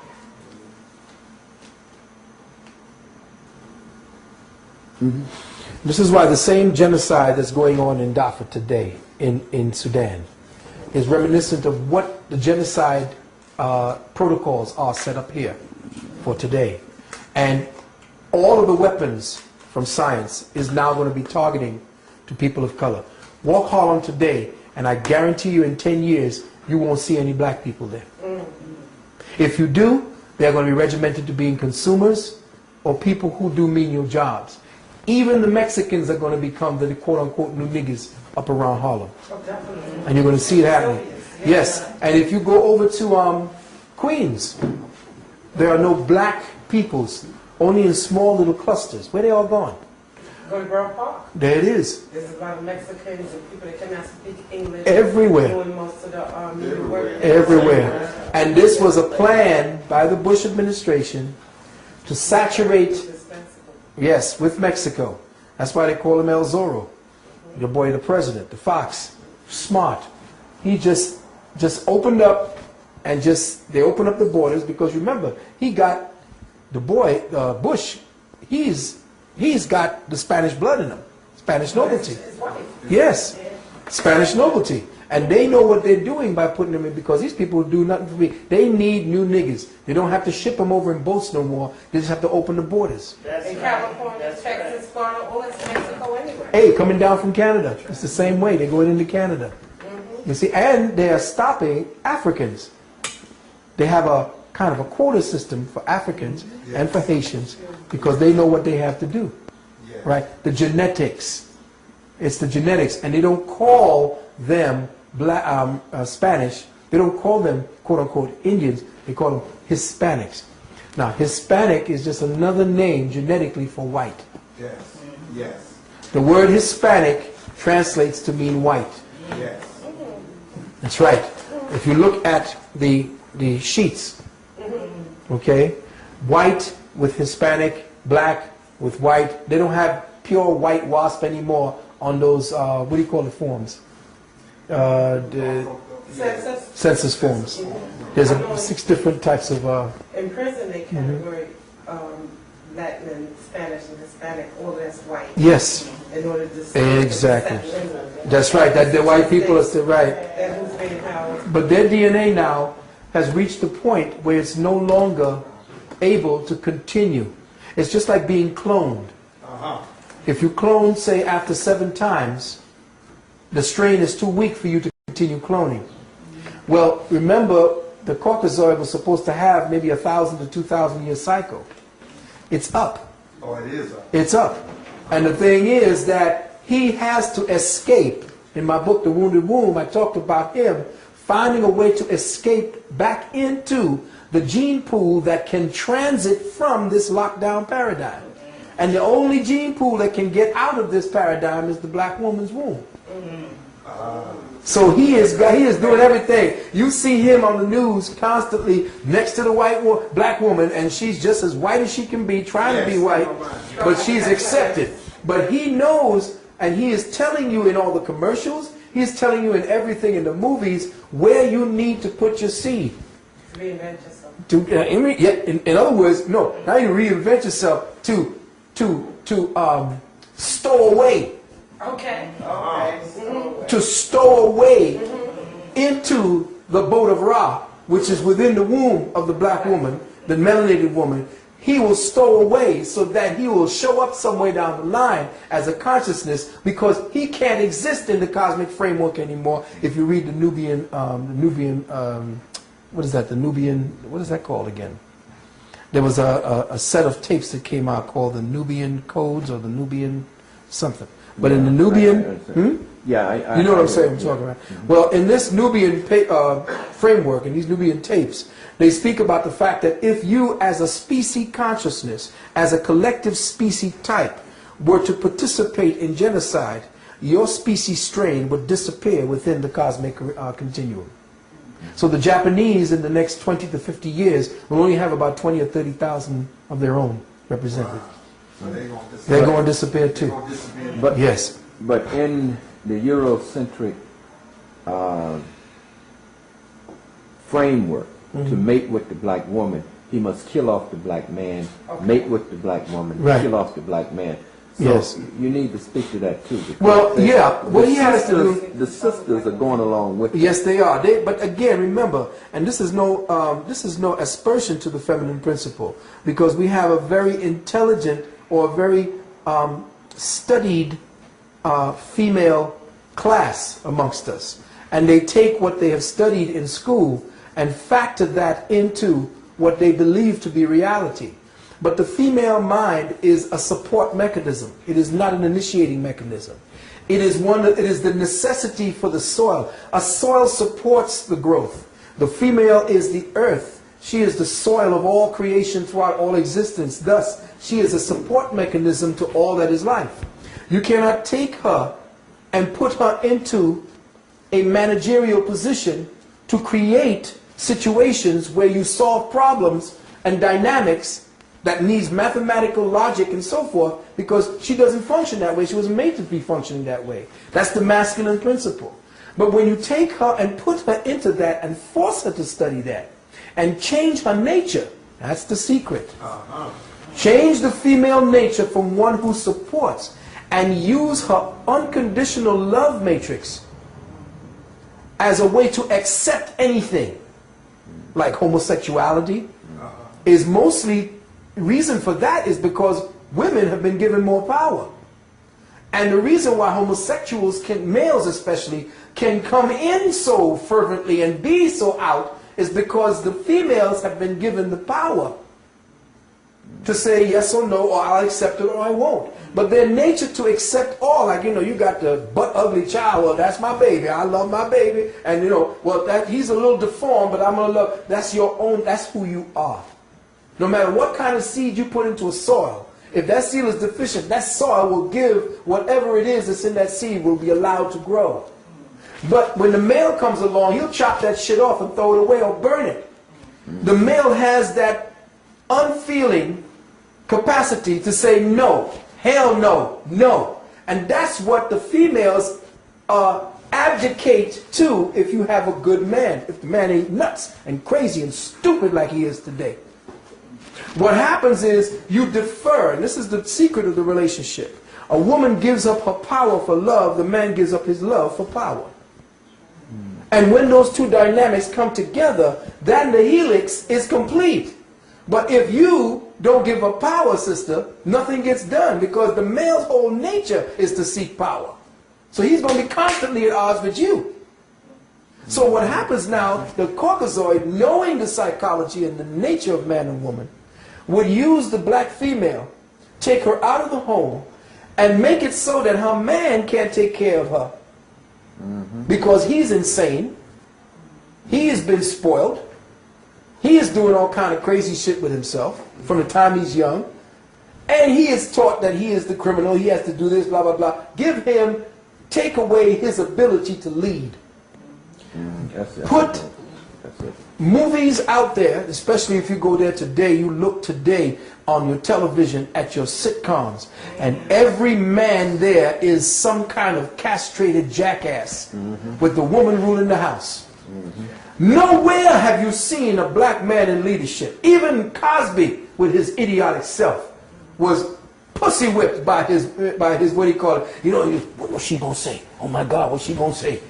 A man in your house, you're not supposed to be hiding anything. If you're righteous, you say what goes, and then you go, and the house is supposed to run based upon what it is. The man says, boom, boom, boom, boom. He's supposed to lead. He's supposed to have chances to lead. He fails, then the sister helps him to get better. But if she is doing the leading and he's following, she don't respect that. No woman respects a man who don't know how to be a man, because she in herself is taking orders from another man. He just so happens to be white. She don't know that this society is structured by the white man for him to actually have the upper hand over the black man. So every time she interfaces with the society and becomes part of that structure, she now is playing along with him to the detriment of the collective. But that's not, that's just, and to see if you can turn the blame on her, I don't want you to use this tape to think that it's her. No. It's us. And as brothers, until we are ready to die. See, you're too punkified to die. You don't want to die anymore. Oh my God. You don't want to kill anymore. It is, absolutely. You don't want to die to show her what you're capable of doing to protect and provide for her. See, the provider-protector instinct is gone from you because you done turned into a faggot. Yeah. But it's true. But it's true. You're too busy wanting to provide for yourself. You want to dance and dress and look like a woman. Exactly. If you are not willing to provide and protect for your own woman, how is she going to respect you? She does not function well in stressful environments. You have to make a stress-less environment for her to feel that joy, to feel that love, so then all of a sudden your house becomes a home. But that particular equation has been factored out of us. It's been now factored out of our children, our girl children especially, and our male children. There are new two separate schools where the society now functions according to a dynamic of both male and female, where the gender principle has been taken out, where the DNA has been attacked in such a way to take away the gender principle and have this one mono creature walking around opposite to what it is that they represent down here. while you're on this bill, speak to the brothers, pants down below their ass, braids, earrings. I mean, damn, don't compete with Well, you got to understand with the psychology. You have to understand the young brothers in the psychology. Now, I'm not talking about African brothers who are in their cycles for initiation. Native American brothers have always had their hair because hair contains nutrients. And when you hold on to your hair and your nutrients, you don't get heart attacks. No, I'm talking about. No, I'm saying braids. Bows and braids. No. I'm saying, let me just get that straight. So, because the long hair on our the long hair on our young brothers is a sign of rites of passage. The Maasai's hair back into So the self, that hair is them trying to find their way back to that place where they had that initiation. Now, them wrapping it up and dressing like a female is something different. That's another thing. The piercing of the ears and the nose, that's us. That's warlike. You know what? That's the warrior. Now, the piercing of the ears was deep. Why? Because the females did it first. Why? Because during the time when the atmosphere of the planet was in turmoil, the psychic senses were down. If you turn your ears upside down, you have the shape of an embryo. And this is the head. And where they pierce, that's the third or first eye. And when they were by themselves and the men were out in a hunt, they either put a silver in or gold. The silver was to become a lot more calmer, to bring down the energy of the first eye, to chill from seeing all these spirits around you. The gold was to heighten it so that you could sense danger.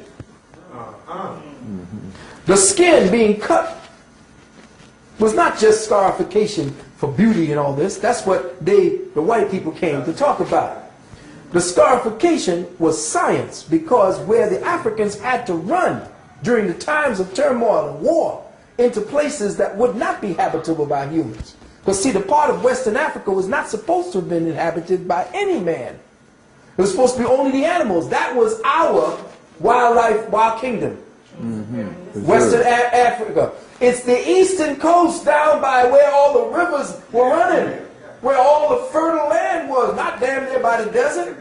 That was where all the animals were, the Serengeti, all that. That's where the animals roam. But when we had to run into these crazy environments, they knew, because they were the first scientists, that they had to scar themselves in order to create more blood cells and thus attract more oxygen so that they could breathe in an atmosphere that no white man could have breathed in. So that's it. I got it, brother. All right. See, we knew the sciences.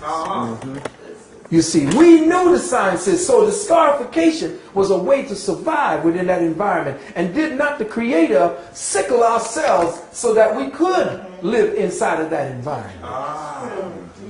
You see, so there's no accident to us as a people, no matter where we went on this planet, as peoples of color, no matter if we call ourselves Native Americans or Yamasee. All of us were of the melanated hue, and the original Native American looked like y'all. Yes, yes. The one with the invasion of the Asian coming over the Northern Bridge, that's when he started looking like Cochise. Yes, sir. Yes, sir. Yes, sir. You know that in Chicago, right now in Chicago, there's evidence of an underground civilization where a queen once ruled a tribe up there that was at war with a king in Kemet. And that right now, down in all of those little valleyways and estuaries down by what do you call it, Grand Canyon, they got coffins with pharaohs in there. And the native peoples there don't show it to everybody. They only bring the brothers and sisters down there to see these places. Your DNA is the map. Now, you notice as we went farther and farther west, or we went farther and farther north, we had only the 6 DNA series. But as we stay south, not only is it down there, but if you see down here by Australia, you can see it over in the Australian peoples. And the people in Papua New Guinea, on those places that what's the name of that place where they shot the Lord of the Rings? New Zealand. All along that area right there where white people are now inhabiting, their consciousness quotient have gone up. Oh, it has? Oh, yes. They have a higher consciousness ever since they interfaced with black peoples. And they're away from the magnetic energy. Yeah, well, they're away from that entropic energy. You see. So now you're going to look below here. This is what they're saying. This is where the whole pool for them. Beware. This is all the murder. Now you know it was down here. Where was it in... was not in Uganda, because in Uganda there's a madness going on there. Where was it that they had the Tutsi and the Hutu slaughter going on? In Rwanda. Yes. Well, that's when they began carting up African bodies and melting them down for the melanin. You saw when they were bulldozing hundreds of thousands of bodies? Where all their bodies went? They went into a vat and they were cooked. And they were brought down to their molecular structure and studied. And all of that went into the melanin and all that material, the fat and all of that, went into the foods and all of your medicinals and all of your makeup and all that shit. And people are, well, what happened to, well, nobody, is anybody made a memorial for the bodies of the people slaughtered in the Rwandan massacre? Where are all the bodies? They say they're in mass graves. Well, show me the mass graves. See, nobody's listening and nobody's paying attention. Well, how many people already have died in Darfur? I mean, that's what I'm saying. They're saying already it was was like millions of people. It's harvest And time. millions It of is. pounds. It's harvest time because black people are essentially the pool of consciousness for the human strain on this planet. Yes, brother. Now that melon that they boil up together, they find some way of infusing it into white folks? Well, this is what's going into the medicinals. This is what's going into your cream that is sun blocking and all that type of stuff. Yes, the sunscreen. Yeah. Yeah, they call it, leucoderm. Yeah, whatever it is. Yeah, leucoderm, right. Yeah. Leuco is what? White. White, yeah. You know? Yeah. Did Gregory say that that has something to do with the child murderings in Georgia? Well, that was an interesting Some kind thing. of experiment? Yes, that was something interesting that happened that never really got to the surface. They were using, particularly, boys of Haitian descent. Because, see, the deep part about it is that some of us are uncircumcised. That's why I say we had to get back to our circumcised children, because the circumcision was the ritual. And a lot of people are saying, well, no, we didn't do no circumcision. Yes, we did. We did. Ancient Kemites did circumcision because nobody studies what happened before that. See, what happened before that was a great trauma that changed the genetics of our people. Now, at that time, and I know it says, well, how do you know? Well, what you have to do is study the metaphysics of the operation of the body, and then you'll know what happened. The perfect female and the perfect male, for whatever that is and whatever that means, the human strain, the original perfect human was asexual. It didn't need to procreate because it was one entity without sex. It was a living vibration that had consciousness, didn't need features for senses to express itself because it impressed its experience. You see. So it was an entity that they said that if we were to see what our ancestors truly looked like, if one of them, human ancestors, were to step to us today, we'd all faint. We'd probably die of a heart attack because we don't look nothing like them. That's right. The way we look is when we look on the walls and we see what the true genetics of humanity look like, we look at the ancient Kemites, we will see that their eyes were always made super big. And we were wondering, well, why are they making their eyes super big? Was that some kind of, artistic expression? No, it wasn't. That's the way we were. The way they're depicting the aliens now with the grays and stuff. If you look at the gods, as they called them, the gods had eyes that had no whites damn near in them. Almost like they call them the doe-eyed gods. If you look at a deer, there's no white parts in a deer. The eye of the higher animals, there's all black. And that's how our ancestors looked. We didn't have scleras. The shrinking of this part here that became the pupil is the effort of the brain to try not to sift in all the dangerous rays of the sun. So it shrunk out the black, because black absorbs. So it shrunk it in order to protect the brain from the high radiation light frequencies. So we don't look nothing like our ancestors from back in the days. Yeah. So where was I when I was trying to make a point? I don't even remember. Oh, the male and the female. Going back to the Atlanta murders. The prepuce and part of the scrotum and part of what is it called? The gonads were taken out. Because the prepuce has the darkest melanin. The head of if you look at the shaft of a melanated man, you'll see that it's blacker than his body.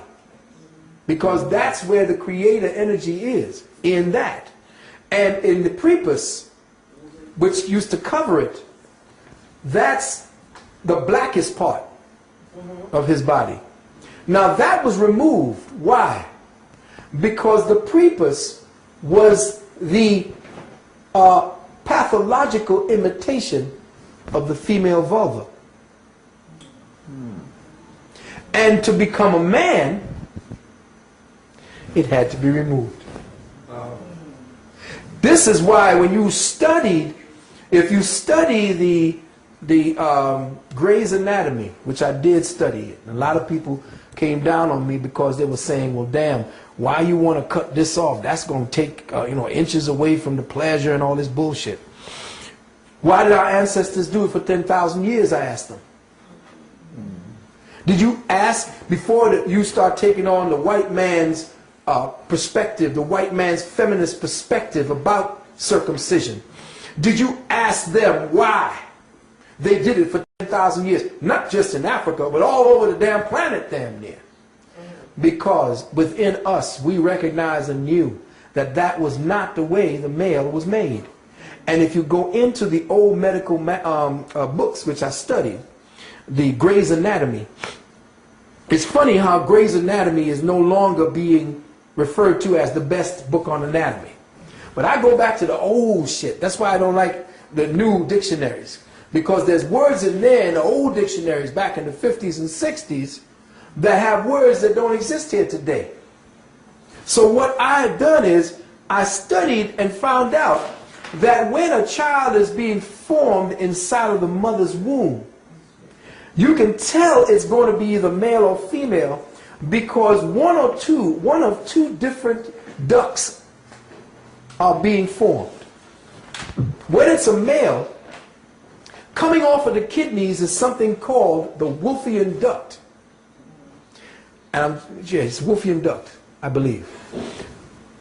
If it's reversed, then take what I'm saying as reversed. Okay, the Wolffian duct, we'll say. Coming off of the kidneys and the forming of the fetus is something called the Wolffian duct. And in the book it states that the Wolffian duct begins to develop into the penis. And as the child is developing, the penis is developing, you get right to the head. And as the child is developed, all of a sudden there's a spurt of growth that covers right over the head. And they say, well, why would it need to cover over the head? And they say, well, that's what is there. Nature did it, it's to protect it. I say, well, what if that's a pathological expression of nature? And the ancestors knew that and removed it. Because in the previous knowledge of the ancestors, they never had it before. Now we go to the clitoris. And we say that the females who have a 10,000-year-old secret society of women who still do it, dealing with a tradition, they say, well, they're butchering it. Yeah, well, back in the days, they didn't butcher it because just like the umbilical cord was tied off and dried up, the same thing happened to the clitoris back then. Because the women knew what to drink and they knew what to use on the clitoris to dry it up and atrophy the masculine principle within themselves.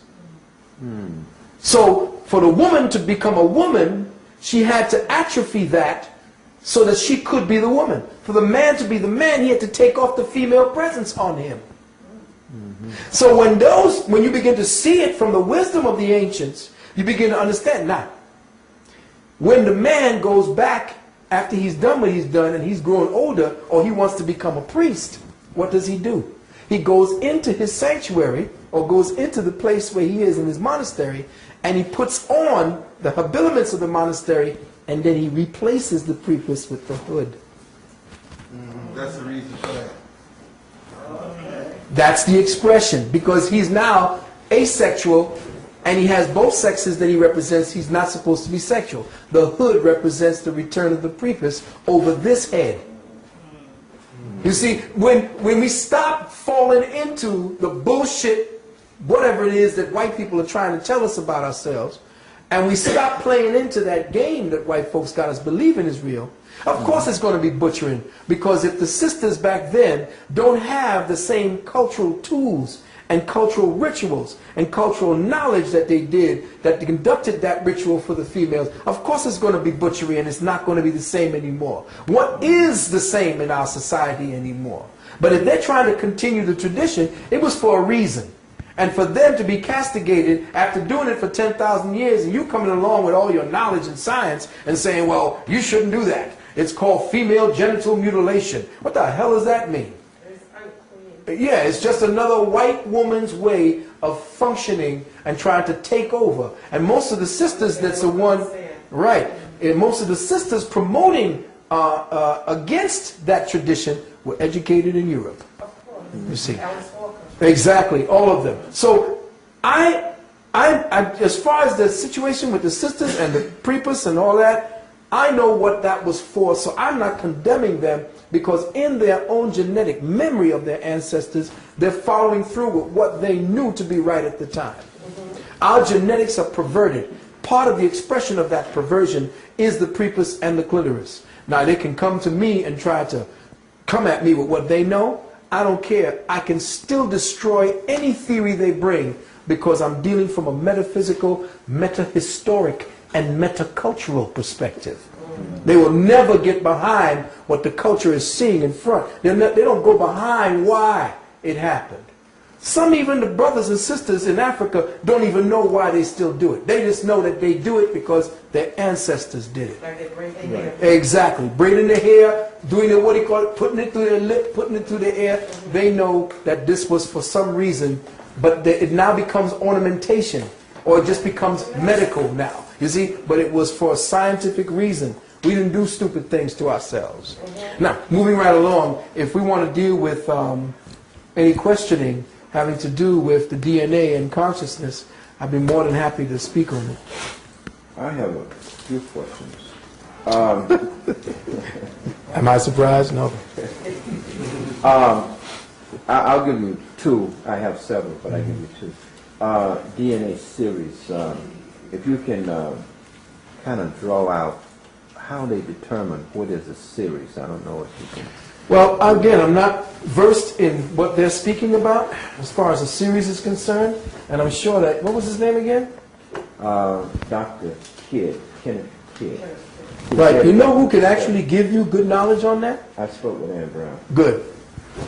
Very good. Now, what the DNA helix is, the series would have to match the protein configurations and where they are on the DNA helix. Now, as far as strands are concerned, it is tightly wound within this. There are 6 strand series like this. Let's just say this is 6.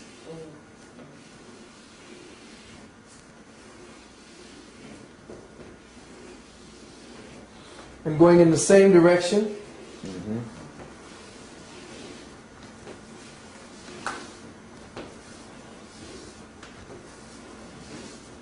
Now, understand and understand that we are not looking at a real thing. This is a workup. Imagine now that the particular ladder or the protein molecules that form the connection to the helixes, this is not a flat representation. This is not to be looked at as a two-dimensional figure, but a holographic Yes. instrument of divinity. Knowing that we are looking at essentially a three-dimensional representation of a quantum representation of a relative principle called God. And how does God, in the sequences that it presently represents as, manifest its will and its intelligence into the physical plane, but through these particular template patterns, which represent the specific work that it is to do at any given level within any given dimensional system of operation. Now I know that whatever the hell I just said has to be deciphered very slowly when you listen to the tape again. But again, I'm saying to the people, I don't have the sophistication and the knowledge of their hieroglyphics to describe this. I can only give you what I understand from the information that I was reading on what they have deciphered. And what I know for a fact is that if they are separating them into strands, they have studied specific variations within the light code model that, when isolated, give them a specific reaction. So when they said here, for instance, the 6 strand or 6 pairs of strands, these 6 pairs of strands actually represent what are known today, and you probably hear it, as the 12-strand DNA.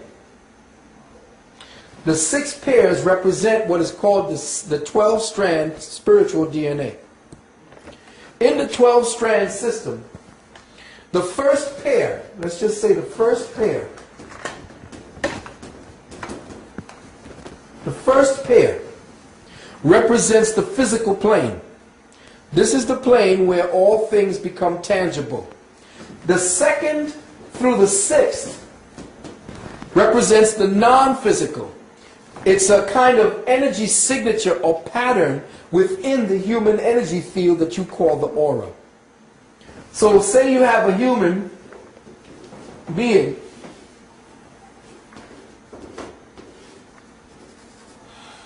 And this human being is wrapped within an aura. The DNA helix that this entity represents is striated, as for what they have seen, into 6 different bands of energy along one side of the DNA and 6 strands along the other side, collectively forming the 12th strand or the 12-strand DNA, spiritual DNA, of which the first one, the first strand, represents what the physical body becomes, whereas the other 5 strands are actually in vibratory frequencies surrounding the DNA and thus also linking up to the vibratory frequencies around the human body. So the more you go away from the original first strand, the more subtle the strands become and the more in tune they become with higher cosmic ray energies. Okay? So let's just give a breakdown for the record. Now, according to, I forgot what this man's name was, I'm sure his name, but he broke down, according to white folks, and of course we broke them down in Kemet by the way we paired off the metal netcha. You know, one netcha across another netcha. The first pair, which is what we're speaking about on the physical level, represents all aspects of the formation and maintenance of what is called the physical body in third dimension. It controls our genetic patterning, the physical body, the predisposition to certain health conditions, our aging process, and the way that our body conducts the metabolic rates when we eat, when we drink, and so forth. The second pair governs the emotional body and creates and controls our genetic emotional profile. In other words, emotion is also emblazoned or tattooed into the DNA. If the emotion is carried consistently throughout our lives, we pattern it into our DNA and shape our DNA for the next life. So it governs the emotional body and our emotional profile or our predisposition to certain types of emotional conditions. It governs our EQ or our EQ rather than our IQ, which is our EIQ, which is our emotional IQ. You see what I'm saying? We have an emotional IQ. And there are certain strands. The second strand controls that. Our emotional intelligence circuitry, which determines the personality type. Personality type, they would mean like they call you a personality type A or your type B personality. This is the second strand.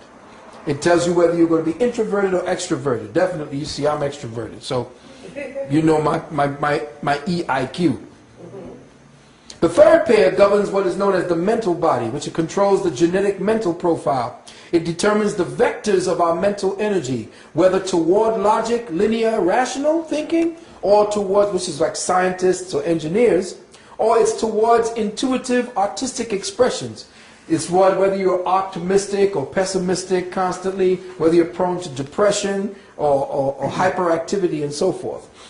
The fourth pair governs an operation of what is known as the soul in its relationship to the spirit and the body.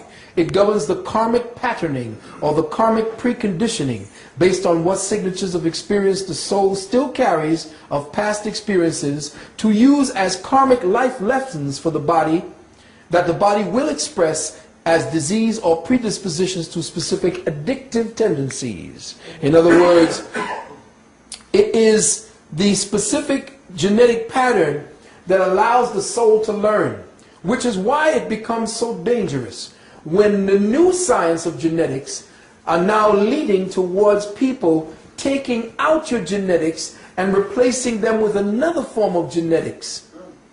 What they've done is they have removed the life lesson that your soul carries for you to learn during the life that you're leaving here. Once you remove the disease by removing the genetic imprint of the disease, the soul that actually has the signature of the disease that is being represented through the specific template of the genetics, the soul now has this signature of experience that it was trying to unburden through its life lesson. It no longer can unburden its life lesson through the genetics and through the disease, and thus becomes a robot, thus becomes unfeeling, thus becomes a murderer like Bundy. And I will say to you that the United States, remember, has the highest amount of serial killers in the world. That's right. So, knowing that, you have to understand that once you have taken away a person's genetic predisposition to certain diseases, you take away the reason why that disease was there in the first place, which is to teach us what not to do, or how to live through the burden that you may have created upon someone else. And based upon your guilt, and based upon the law of karmic reciprocity, you now have taken away the ability for that soul to harmonize themselves with the universe, and thus it becomes robotic, doing anything you want it to do, including murdering without feeling and conscience, because it's no longer connected to the lesson, which gives it its feeling of conscience. You see. Yes, brother. Going back to the strain, it seems to me that there's someone forgetting that in these strands you're talking about, these are layers of powers of the body to begin with. And each of these layers have a specific function. They do not spell out what these functions are. So they can talk about strands all you want to until you go within yourself and know, I don't say believe, but know that as you get older, they begin to diminish. Until when you come down the core, your mission here is over, and you go back to the ancestral world, but having completed your duty. But they don't look at it that way because, number one, intellectually, they are crippled in that field. So all this talk about what they are discovering, it wasn't lost. So how can you discover that which you lost? Precisely. What it is, you didn't understand. And since you didn't understand, you should make little talk about the big mystery rather than trying to interpret it for somebody else, something you don't know. Precisely. And that's why you have to look at it also in a larger frame of consciousness. The fact of the matter is, we as melanated gods forgot who we were. And the only reason we would allow someone like him to rule us is because we don't know who the fuck we are. All right. We don't.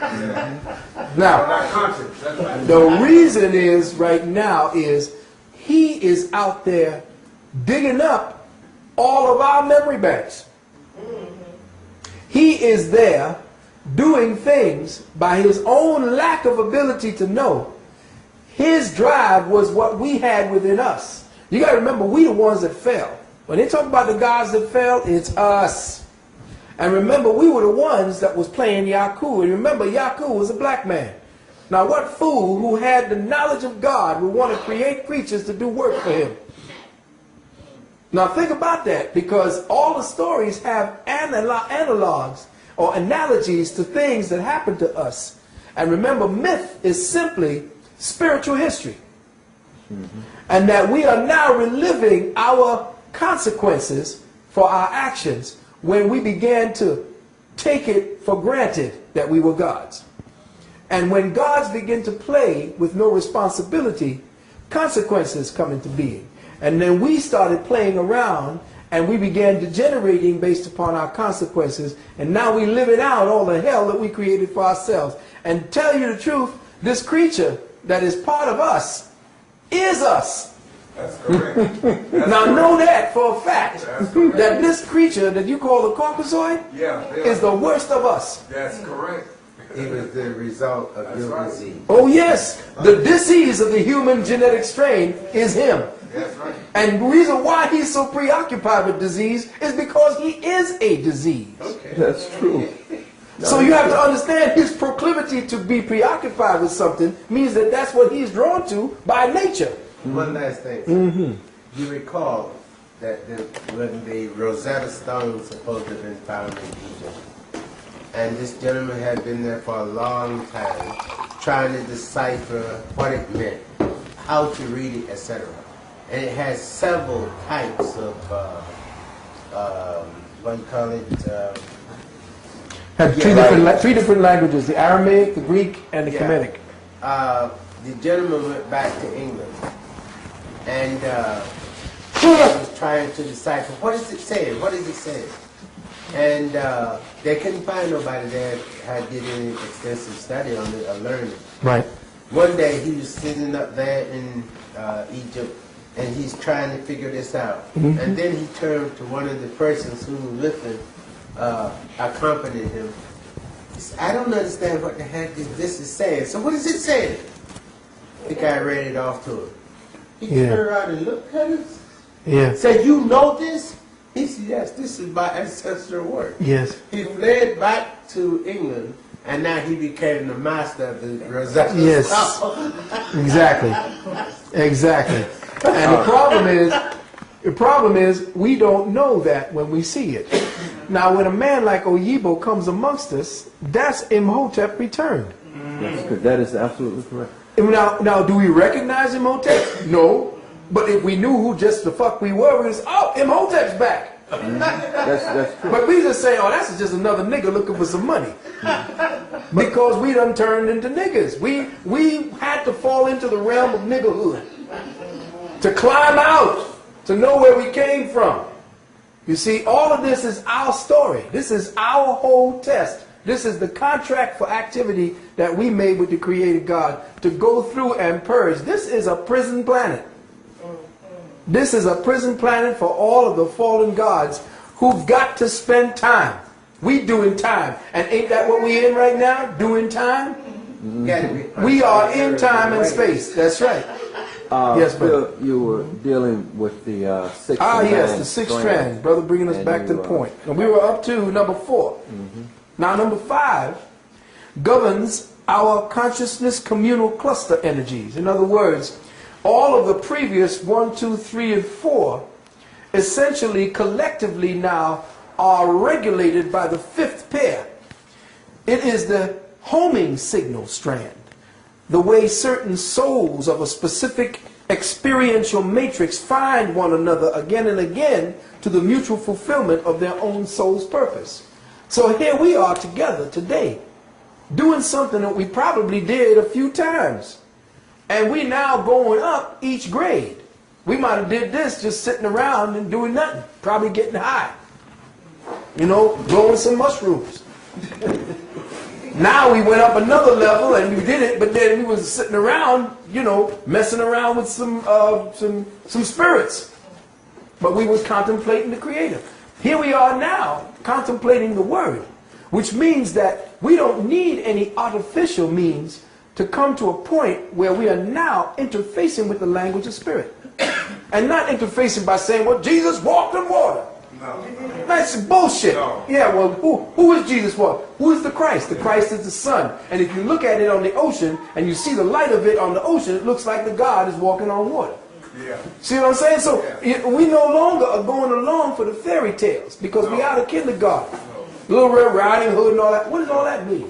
And this is why schools like this must happen. This is why it's hard for me, or even Sister Puma, to find the ears and the minds to take to the next stage, because I want to take the children and start them from here.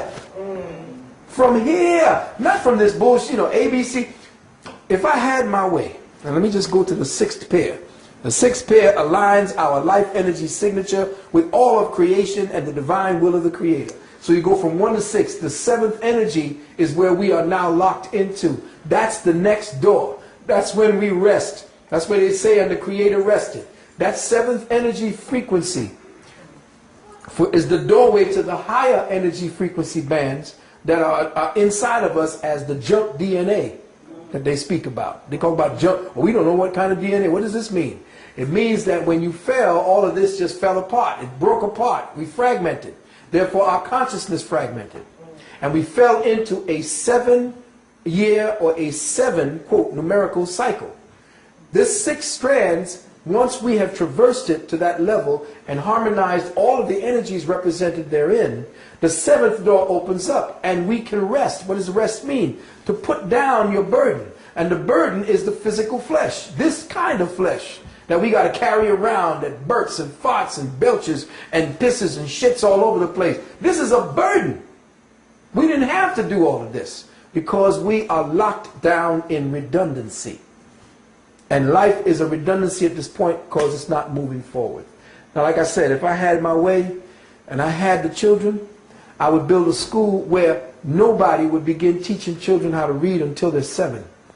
Because what you do is you create myopic children when you have them reading 2-dimensional words too early before their eyes are developed. So immediately you got your children wearing glasses by the time they're 5, 6, 7, and 8. I would begin by having children outdoors. Children cannot learn indoors. The first place they would be going would be places where they would be interfacing with first-hand experience. Remember I told you about first-hand experience versus second-hand experience. All school for children in inner cities is second-hand experience. Therefore, they can't learn anything.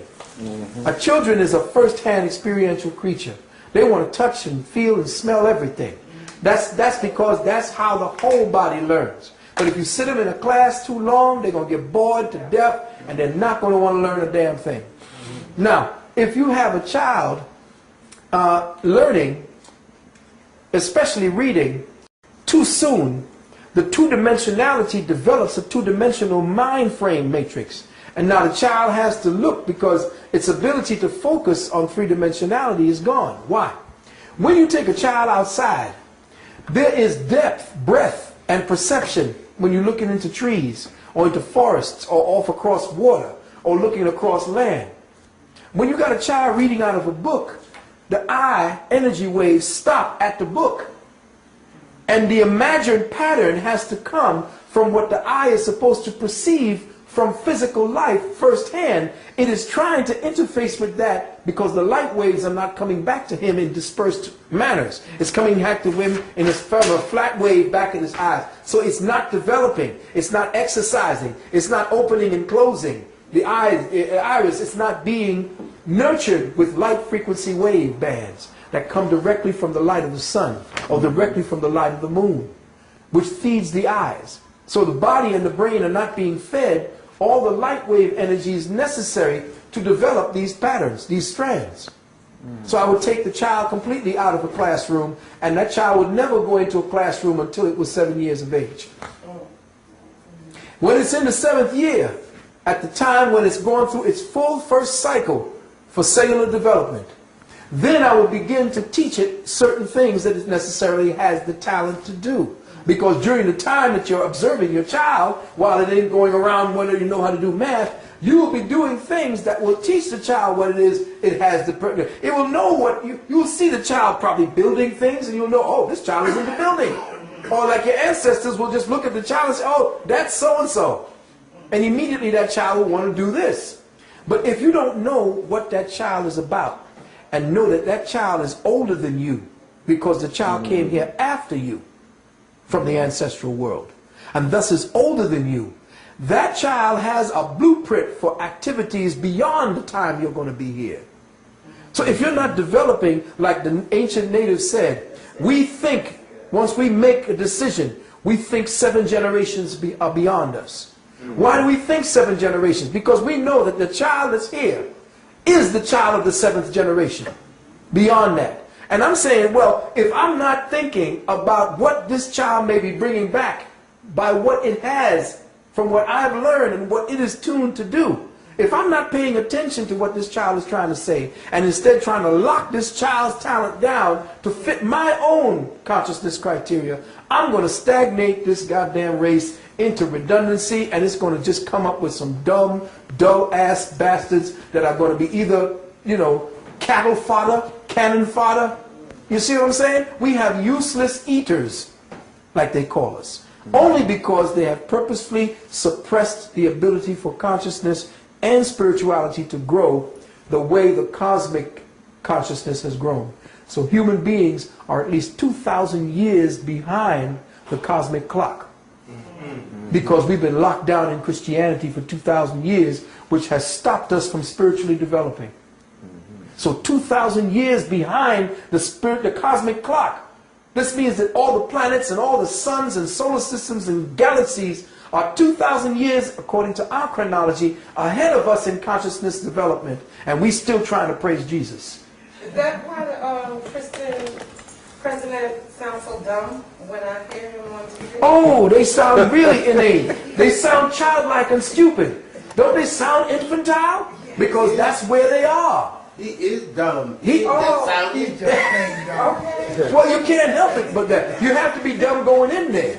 You know, to just surrender your logic and your reasoning to a story about somebody you ain't never met.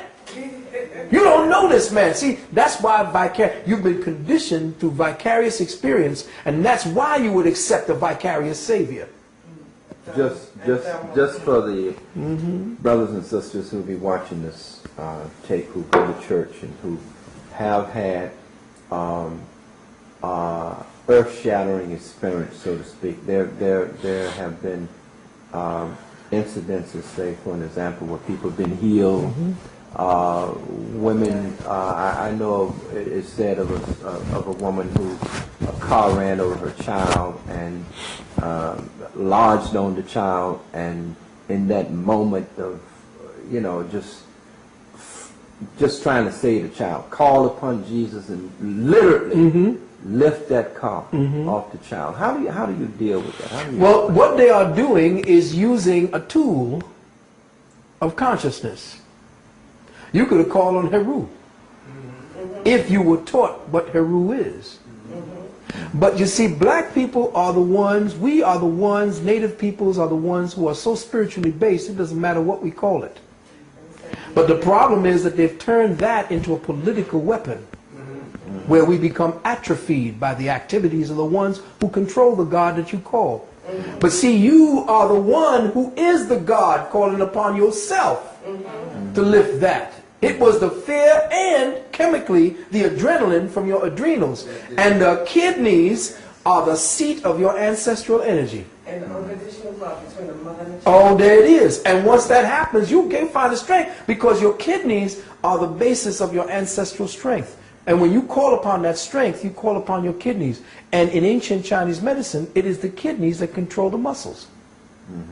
And if that's the case now, and your kidneys also are the seat of your ancestral ki, I think it's called your jin, or whatever it is, that energy there, no, not the chi, there's a certain type of energy called the jing and something else. But we know it's the overall chi.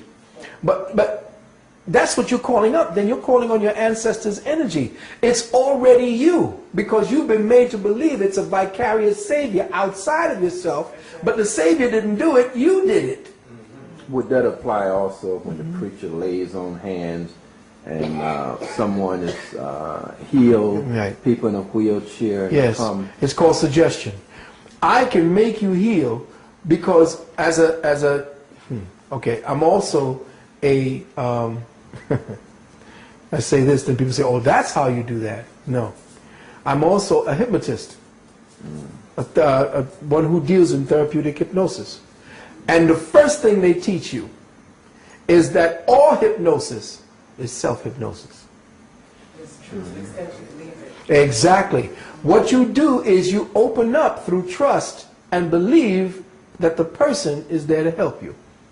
So the people going up there looking for Jesus to help them already has opened up that part of themselves that will be open completely to the suggestion that Jesus is healing them. Or anything they think is safe. Anything. And whatever I touch you and say, heal, because I be looking at this thing on TV where these one little white man amongst all these black people who's going over there healing people. Knocking them down on their asses. I'm saying this is crazy. You are the healer within you. Can't nobody transfer something to you that he ain't got. Yes, sister. My question is that for the last 10 years or more, I have experienced every night, if I allow it to be, where I look into the light Yes. and I see people. Uh-huh. When am I in contact with my Interesting. That's interesting. Sometimes light frequencies can open up certain crystalline lattices and chemical memories that you have of past experiences, because they live inside of you as switches, chemical switches. And if you look into the light, that may be the spirit catcher that you have. Certain people use things, like certain people can get into trance just by using a ball and twirling it. Some people use water. Yes. Now, if you look in the light and that triggers something into you, that means that that's the way that you trip this mundane reality and fall into the other reality.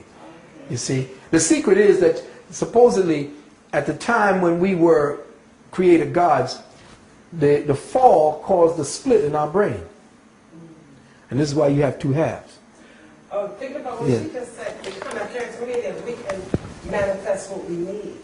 Like you could call on a God, it could be your mother, or anybody that crossed over.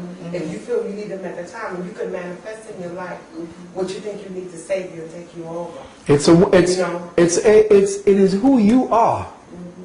And in the DNA and in the RNA and all the rest of that stuff, whatever it is that they classify, the total whole you is a divine being of light. And that what we are looking at as a texture and as feelings is based upon a chip that we have, a biological chip that has caused us to agree with the present way things are. Reality is an agreement. Yes. That's all it is. So much you can say. Exactly. So when you break the agreement, people who have the gift of breaking the agreement, when you look in the light, you break the agreement. And by breaking the agreement to say this is this and that is that, you fall into the reality that just says, no, this is not that. And then you see things. Oh, yeah, that's what I do when I do when I'm doing my naturopathic healing, and I infuse my ability to see and read with what they need. And sometimes on the phone, I can listen to their voice, and they say, hello, hello, are you there? Are you there? And I go into this place where I hear what's going on, because the voice has within it little conversations going on, and I'm hearing them in their voice talking to other people, and I hear the pain from the organ that is causing the problem, and I'm saying, well, what am I tuning into? I don't know what I'm listening to, but I can tell the person, well, your liver's got problems, and this is blah blah. And they say, well, oh yeah, well the doctor said that my liver was. How do you know that? I don't know. And I don't want to be like the white man and say, well, due to my ventricular centricular and down my centricular supula, I don't give a shit. If I can help you, based on what gifts I have of being able to go into what I call my still point.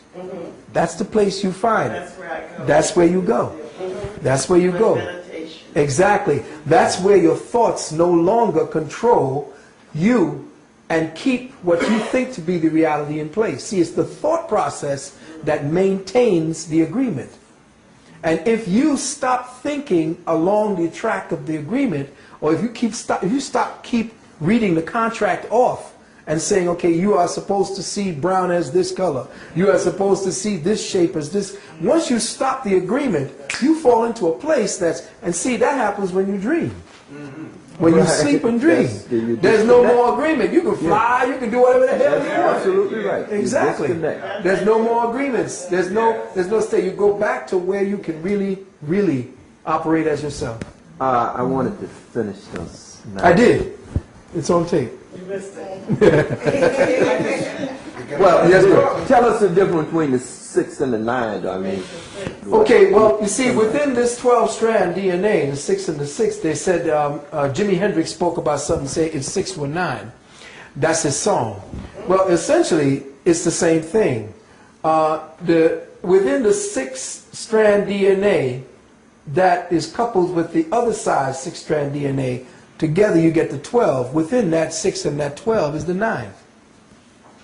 What he is finding, and what they're finding in these people, is the fact that we were degenerated by 3 specific strands, which is that capstone on the pyramid that was separated from the rest of the pyramid. That 3 represents the closed circuit of consciousness that was with the God consciousness that separated us from the total pyramidal energies, which is six-sided. You see in the pyramid, that separation of the pyramid is the separation of us from our total selves. You see, all this representing the 6 and the 9. Which together bring 12, which ultimately is what you said it's going to be. Yeah, Now we have 9. exactly. You now have 9. 12. Right. Now this past 3 here, which is the elusive part of ourselves, which is what is known as the triune self, the knower, the thinker, and the doer. When these all come together with the physical body and become one and tuned in. No, go ahead. Oh, okay. I'm just getting a piece of chalk. Or become one and tuned in, then that I, that is the all-seeing eye, which is the seed cell within the physical body, which is the all-seeing eye of the first eye, the pineal, that begins to awaken. This is known as, and because it is seen as the Holy Ghost, to show you when the Holy Ghost comes down, it has tongues of fire on top of your head. Well, you see, the reason for that is once you begin to pull together all of the energies necessary to make you the whole being, you raise the Kundalini through the 7 chakras, again, trapped within that 7 cycle. You raise the Kundalini through the 7 chakras, and then you, at the base of the medulla oblongata, that's what that is, you cross affliction, crucifixion. You cross affliction, which means to increase. Crucifixion doesn't mean to kill, it means to increase. And when that fuel, which represents the Jesus energy, which is what that fuel that you save when you don't sex yourself, you raise that energy, crossing at that space, at the pain right here, which is called place of the skull in the Bible, or Golgotha, or Calvary. In Greek, Calvary means skull. I mean Golgotha. And in Calvary, the same thing. You cross over the barren land, which is the place that separates you into ignorance. And you cross over and you light the pineal, which is the lamp of God that taketh away the sins of the world. Ah, okay. All right. All right? So when you're looking at all of this, it's fine for what it means. You know, we're supposed to see the higher consciousness, but what are we going to do? What is still left within us? What remains atrophied? What has become comatose within the body that we need to reawaken? And that is we need to shut down half of our sexual energy so that we can raise that energy into lamping, instead of coming down here. You know, your father said, you can't use both heads at the same time. It's either the little head, which gives you little knowledge, or the big head, which gives you the bigger knowledge, or the wider space of the knowledge. So this is it. Yeah, well, definitely the little head takes away your knowledge, because after that you're going to sleep. Yeah. Right? The big head, once you don't do that, you awaken to the highest self. If you can bring that sperm back up in through the vesicles, through the sun plexus or your solar plexus, which then raises the light through the lamp of God that taketh away the sins. The sins meaning the ignorance of the world. That's right. Do you think that that's why the Catholic Church, they say that the man should Not marry. not marry? Yeah, well, you see, but it's too. We're in a time when everything's going in the toilet. It's nice to have it back then because they were trying to imitate a time in Kemet. But no, it ain't gonna work because you're nothing but pedophiles and homosexuals. You know, how you gonna put an animal in there to act like? I mean, you can get a monkey to walk upright, but it's still gonna act like a monkey one day down the line. Yes, brother. Okay. I wanted you, if you could, elaborate on another concept. Both Dr. Calvin Robinson, when I asked him about that, this is the brother who introduced me to this research, Dr. Calvin Robinson. And also Professor Lebo gave some insight on this. But the Earth, which is on a 24-degree axis, the sun, and I'll just sun here. But as the Earth goes around the sun, the rays of the sun hit the Earth along the equator most directly. Yes. You know, hit it. Yeah. And the Earth, of course, Africa. Right. The equator passes directly through the center. To the center of Africa, yes. Africa. Which is And- directly below, essentially, right there, where they found the higher strands. Right. And also, Africa sits in the center of Yes. the Earth. So that the rays of the sun, life rather, is in the rays of the sun. If you block off the rays of the sun from hitting anything, it dies. Yes. If you put a blanket over grass where the sun can't hit it, it dies. There can be no life Without the sun. So life is in the rays of the sun. Exactly. So if you have the rays of the sun hitting the earth most directly along the equator, and Africa, you know, is the equator passes through the middle of Africa, then you will maximize the potential, or you will maximize the environment for sustaining life and any evolutionary process of life, because you have the maximum life rays hitting the earth. And that has something to do with humans evolving in Africa, and this continuity of human life reflected in Africa and reflected in the 9 or the 12 strands of DNA, which is his explanation for why you have 9 series of DNA within Africans. The rays of the sun is diminished, you know. Yeah, on that trajectory, yes. Yeah, they don't hit the earth as directly as they do in the maximization of life there. And I wanted you to kind of speak to that in terms of that explanation. Okay, first things first. We have to go back much farther than the history of what they're speaking about at this time. The history of the planet is not what we see according to the continental divides today. I'm going to first put up this particular sign here, and it's an elongated picture of the Earth. And know that before the continental divide, that what we know as South America and Africa were once one large continental mass. And that this whole mass that you see here, Asia and everything, all of this were together.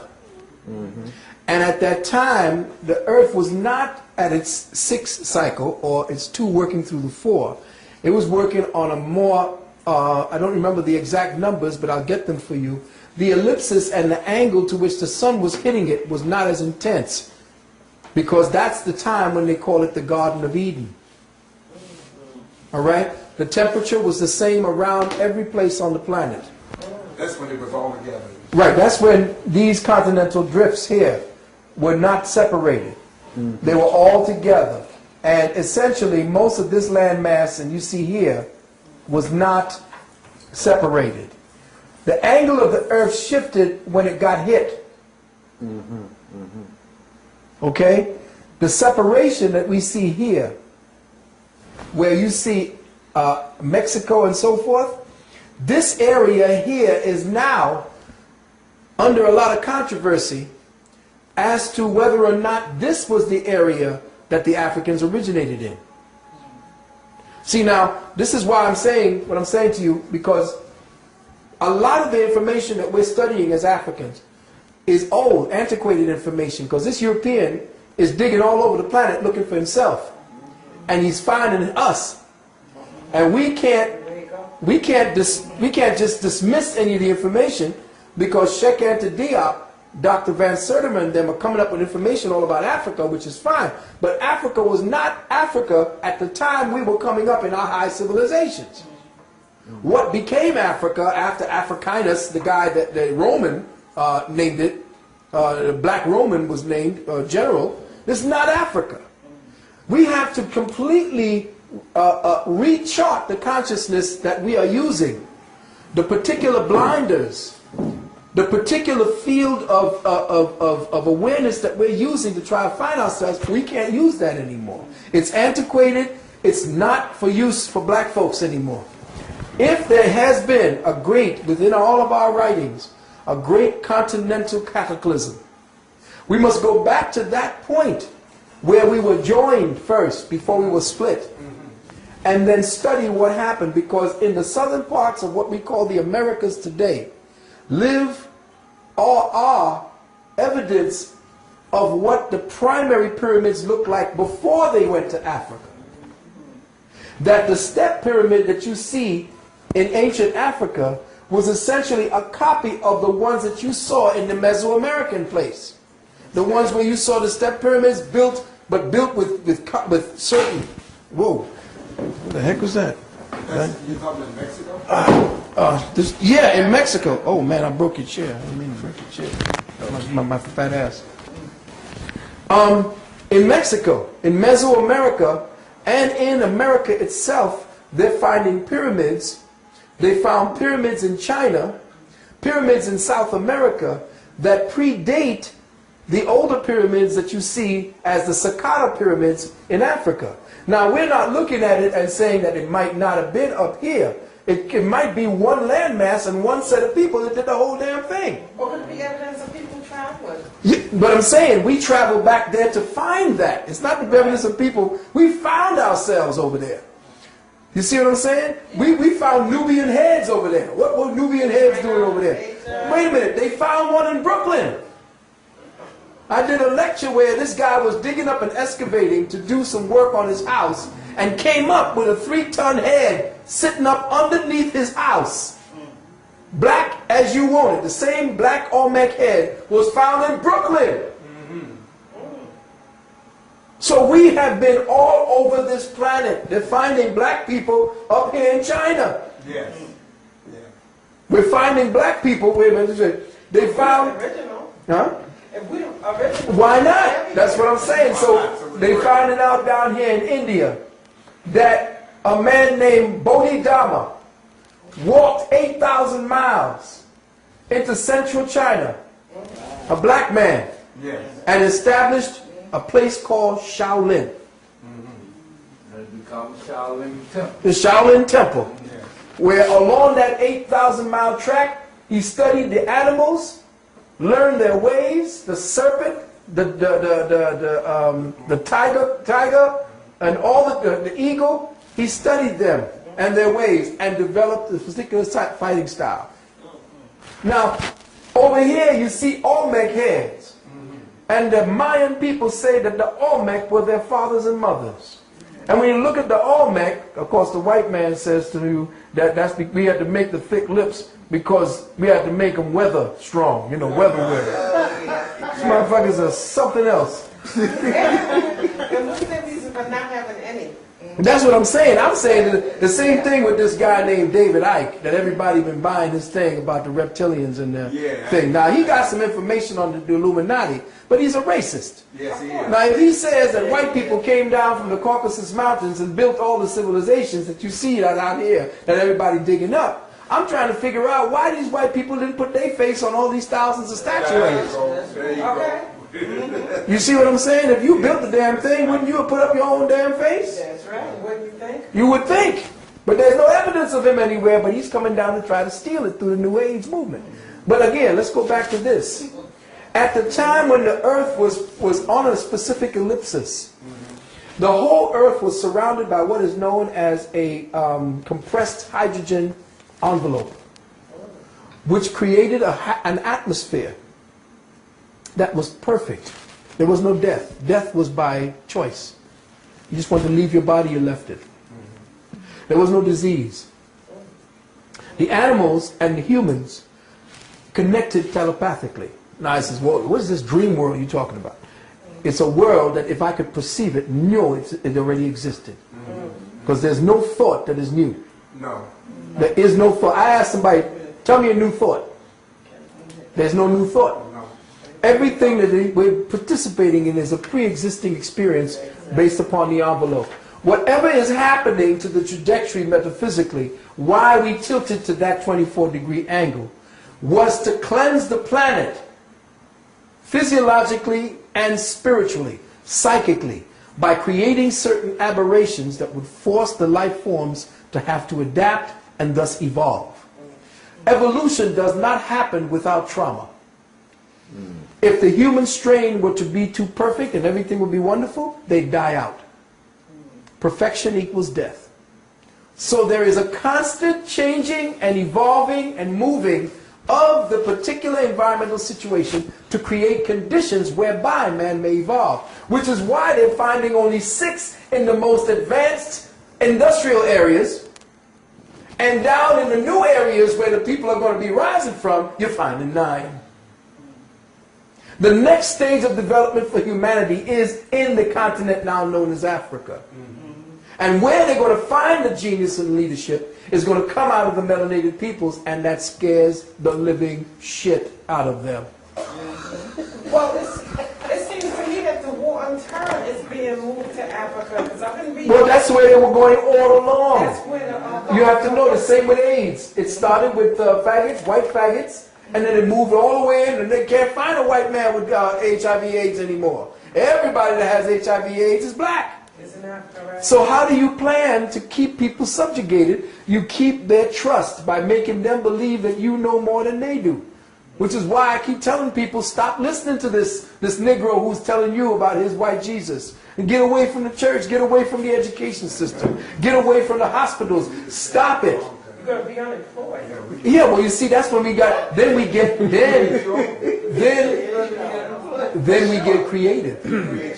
See, that's what happens. When situations force you, you get creative. Before you get incarcerated. Exactly. Well, you see, no, you don't have to be incarcerated because they ain't got enough jails to put everybody in. That's what I said. You see, but they got little concentration camps. They ain't got enough room in them concentration camps. They can't do it. They can only go along with our own, what do you call that word? Permission to go along.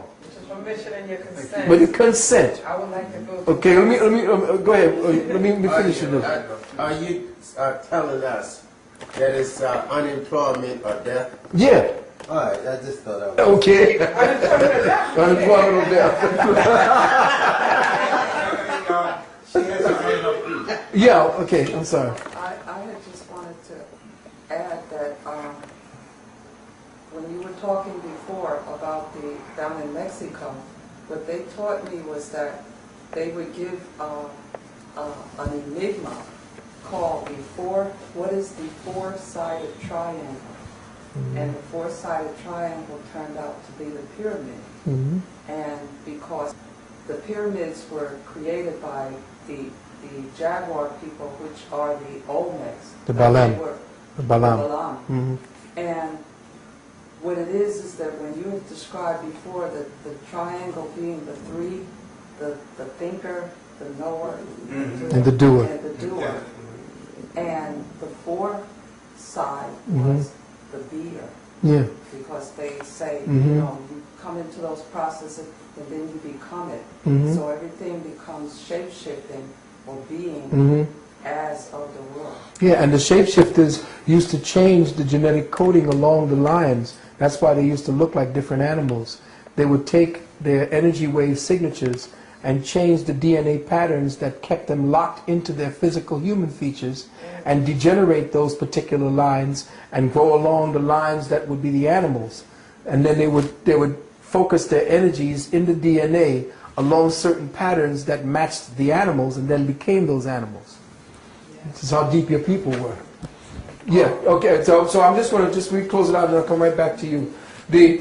What they're saying is absolutely true, but when the time comes, and I conjecture this as a metaphysician, when the time comes, because right now the sun is going through some incredible activity.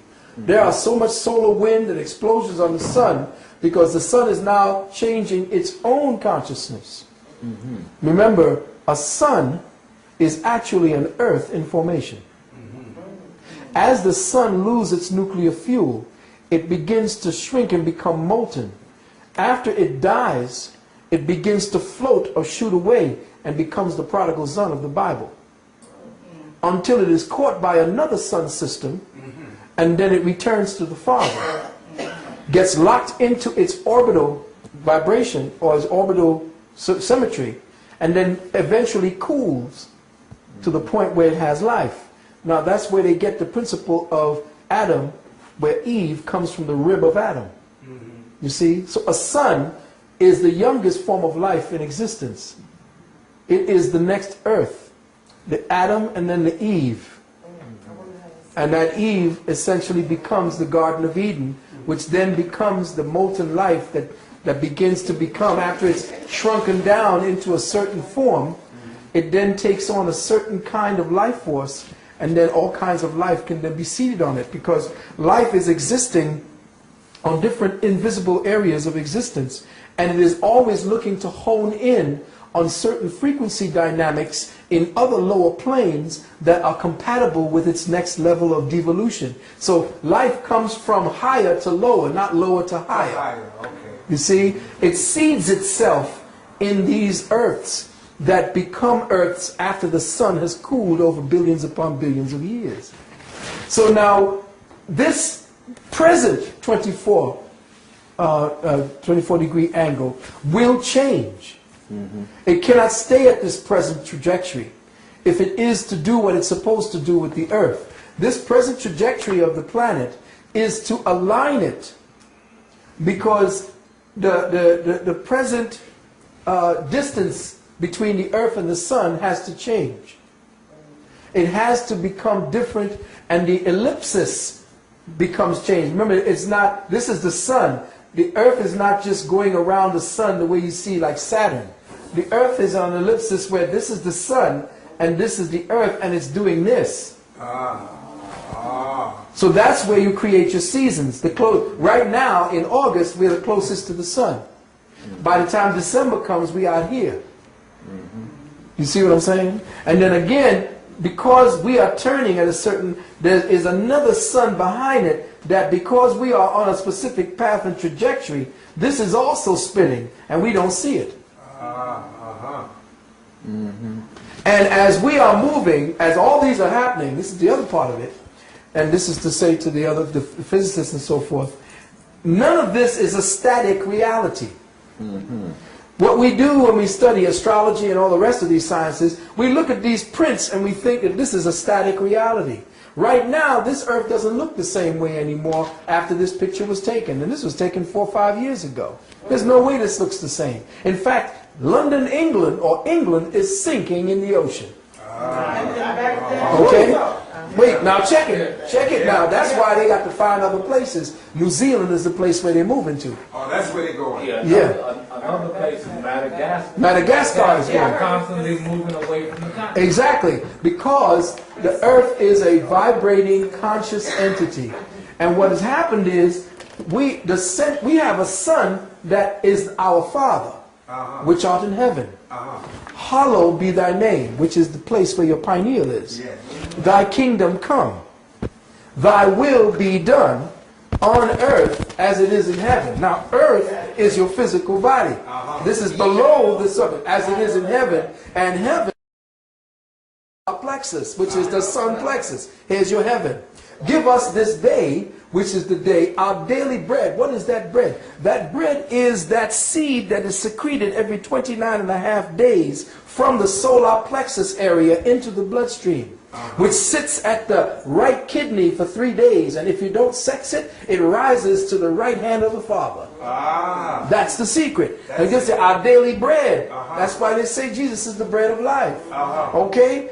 But forgive us our trespasses. When you trespass, you go into areas of your body with your mind that you're not supposed to. You see? And you see, we are trespasses for lead us not into temptation, because to tempt one is to make one, or to provide one with a chance to stray. You see? So let me not look at the sexual act and get overindulgent into that, because it takes all of my spiritual energy down to the physical plane. You see? So give us this day our daily bread, and forgive us our trespasses, and lead us not into temptation, but deliver us from the evil. Now, what is evil? Evil is simply that which is L-I-V-E, to live. Deliver us from the way we live. You understand? Because this is the mirror image right here. Yes. You understand? Deliver us from evil, and lead us not into temptation, for thine is the kingdom, Right? That is the power and the glory forever and ever. Amen. They're telling you who it is you're talking to. Amen. Right here, the Son. So know that inside of us is the Son and that we are Son creatures. Yeah. But here now, this is what I wanted to say. Know that the sun that we are going around, and this being our Earth, for instance, and all the other planets that we have in our Soul Ra, Soulra system, our Sun Soul system, this is not standing still because we are inside of a galactic blueprint that is also moving at the speed of light into the oceans of forever. We sail on the oceans of forever.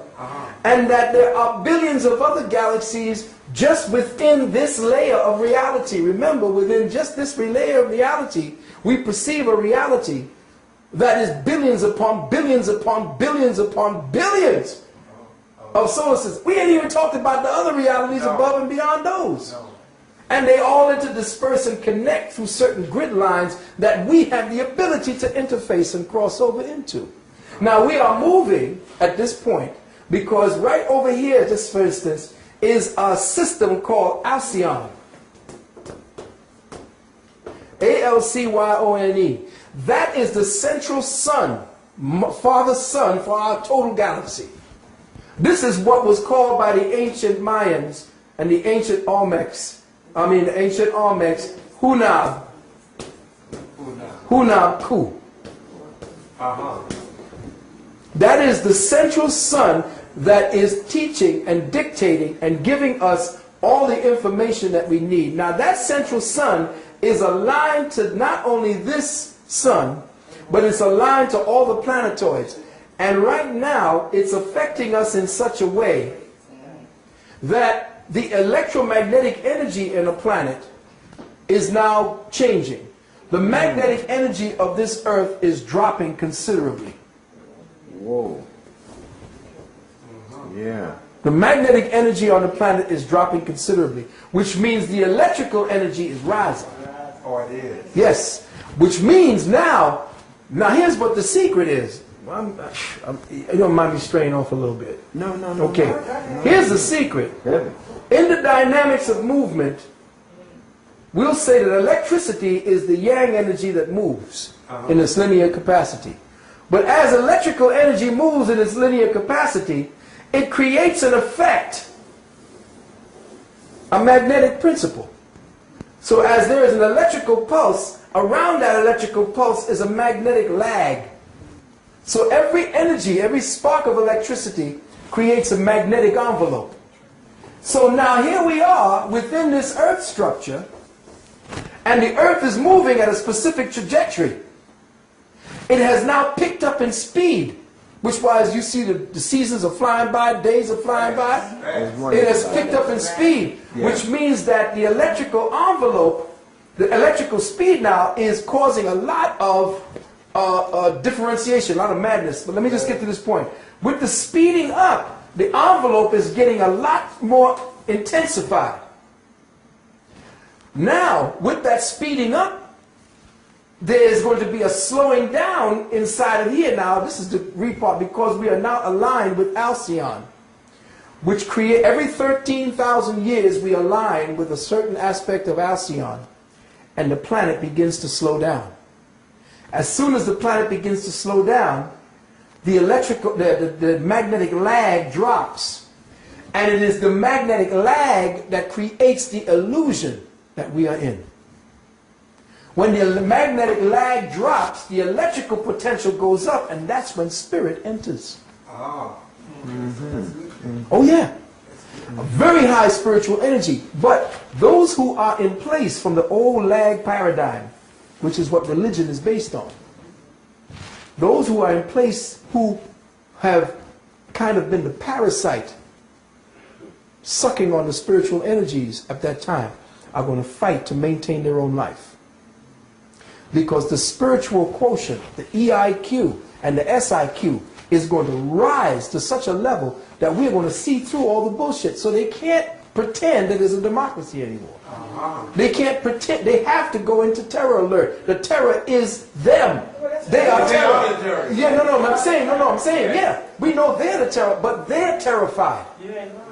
It is they that are terrified, not They are terrified. yes. So they in turn express terror, the way they know to defend themselves. They terrified of the new time that's coming in. So they got to now come out and become more vicious, because the spiritual energy is going to be such that the people ain't going to take it no more. That's why they got your kids locked down in the education system. It's an indoctrination system, not an education system. Now, just to bring it real full circle, now that there's a lag taking place, and there's going to be a certain slowing down, first a speeding up, and then a slowing down, what's going to happen is that this 24 degrees is going to be temporary. It's going to happen in such a way that the spin of our earth is going to slow down to the point where day is going to be 3 days, night is going to be 3 days long. In other words, in the Bible they talked about the sun standing still in there. That was the 13,000-year cycle that happens, where for 3 days there's no movement. And that's when oceans begin, because the certain trajectory of the planet, the spin of the planet, kept certain oceans in certain locked places, and certain, like, okay, it went up on shore and came back down, because the cyclic patterns, the gravitational pull of the sun and the moon and everything was in sync. It stayed in sync. Now with everything slowing down, that particular agreement is no longer in place, which means floods, earthquakes, because imagine that the earth is spinning, and on the earth itself, the earth spins upon a molten lava mantle. Hold on 1 second. Let me get this. You're going too fast. This is good. This is good. Yeah, I gotta stop you on this one. I love this. I love this.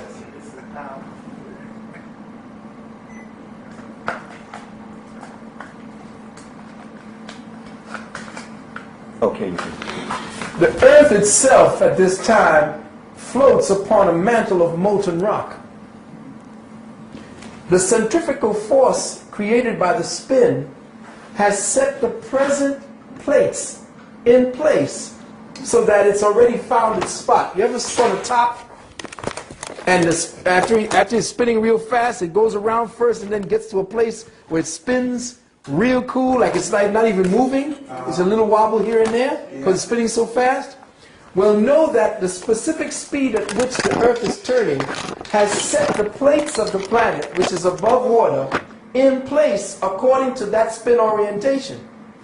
As the top slows down, shit starts to wobble.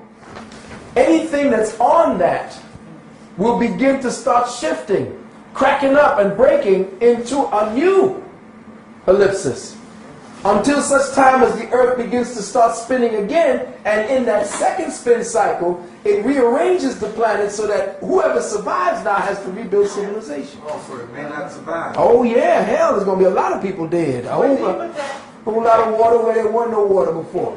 Yes. Beachfront property in Nevada.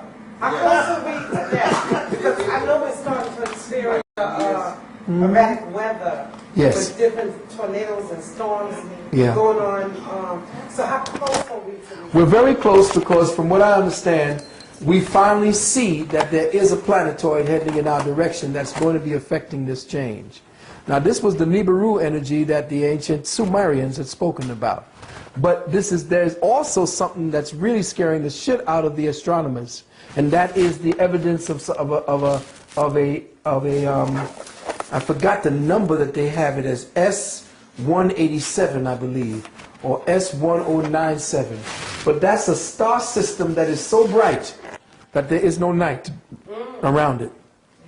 And now, they don't know what's in it. They just see that around it is this huge blanket of light, all colors and white. Coming towards Earth. Coming towards Earth.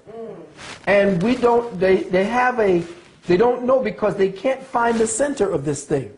This thing is so huge, they don't know where the center is. And this was what was talked about in the Bible as being the God that nobody could see. as the God of the darkness, the one that came in the darkness. Our God is not a God of light. It is a God of the darkness.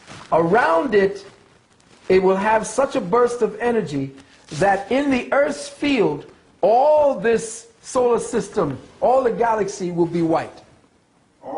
Yes, and it will not be the sun's light. It will be like the 6 months of the aurora borealis or the 6 months of day that you get up in the thing. Same thing is going to happen to us.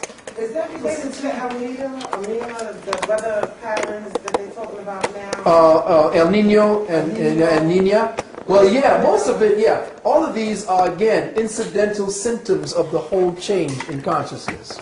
Yes, But brother. just like you were saying, the 6 months of it to be light, I know that it's impossible, not that impossible, let's say that the Creator created the earth in 7 days and Right. 6 days he rested on the 7th day. Mhm. There's no such thing as that because Right.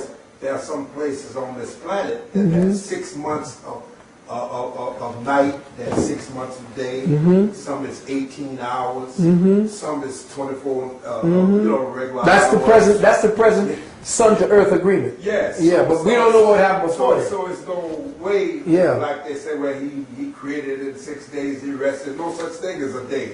Right. On this planet, nor in the 9 planets, Right. solar system, Right. yeah. Well, that's just based on the fact that we, in human perception, Yes. like I said, are doing time. Yeah. And essentially, doing time means that your perception is oriented to specific spatial relationships, Yes. spatiocinations, that makes you believe that there's a night and a day. Yes. So you being caught in doing time, Yeah. you know that you locked down in that perception. Again, yes. all right, it's going down, it's night now. No, it ain't. It's not. It's essentially just the spin orientation.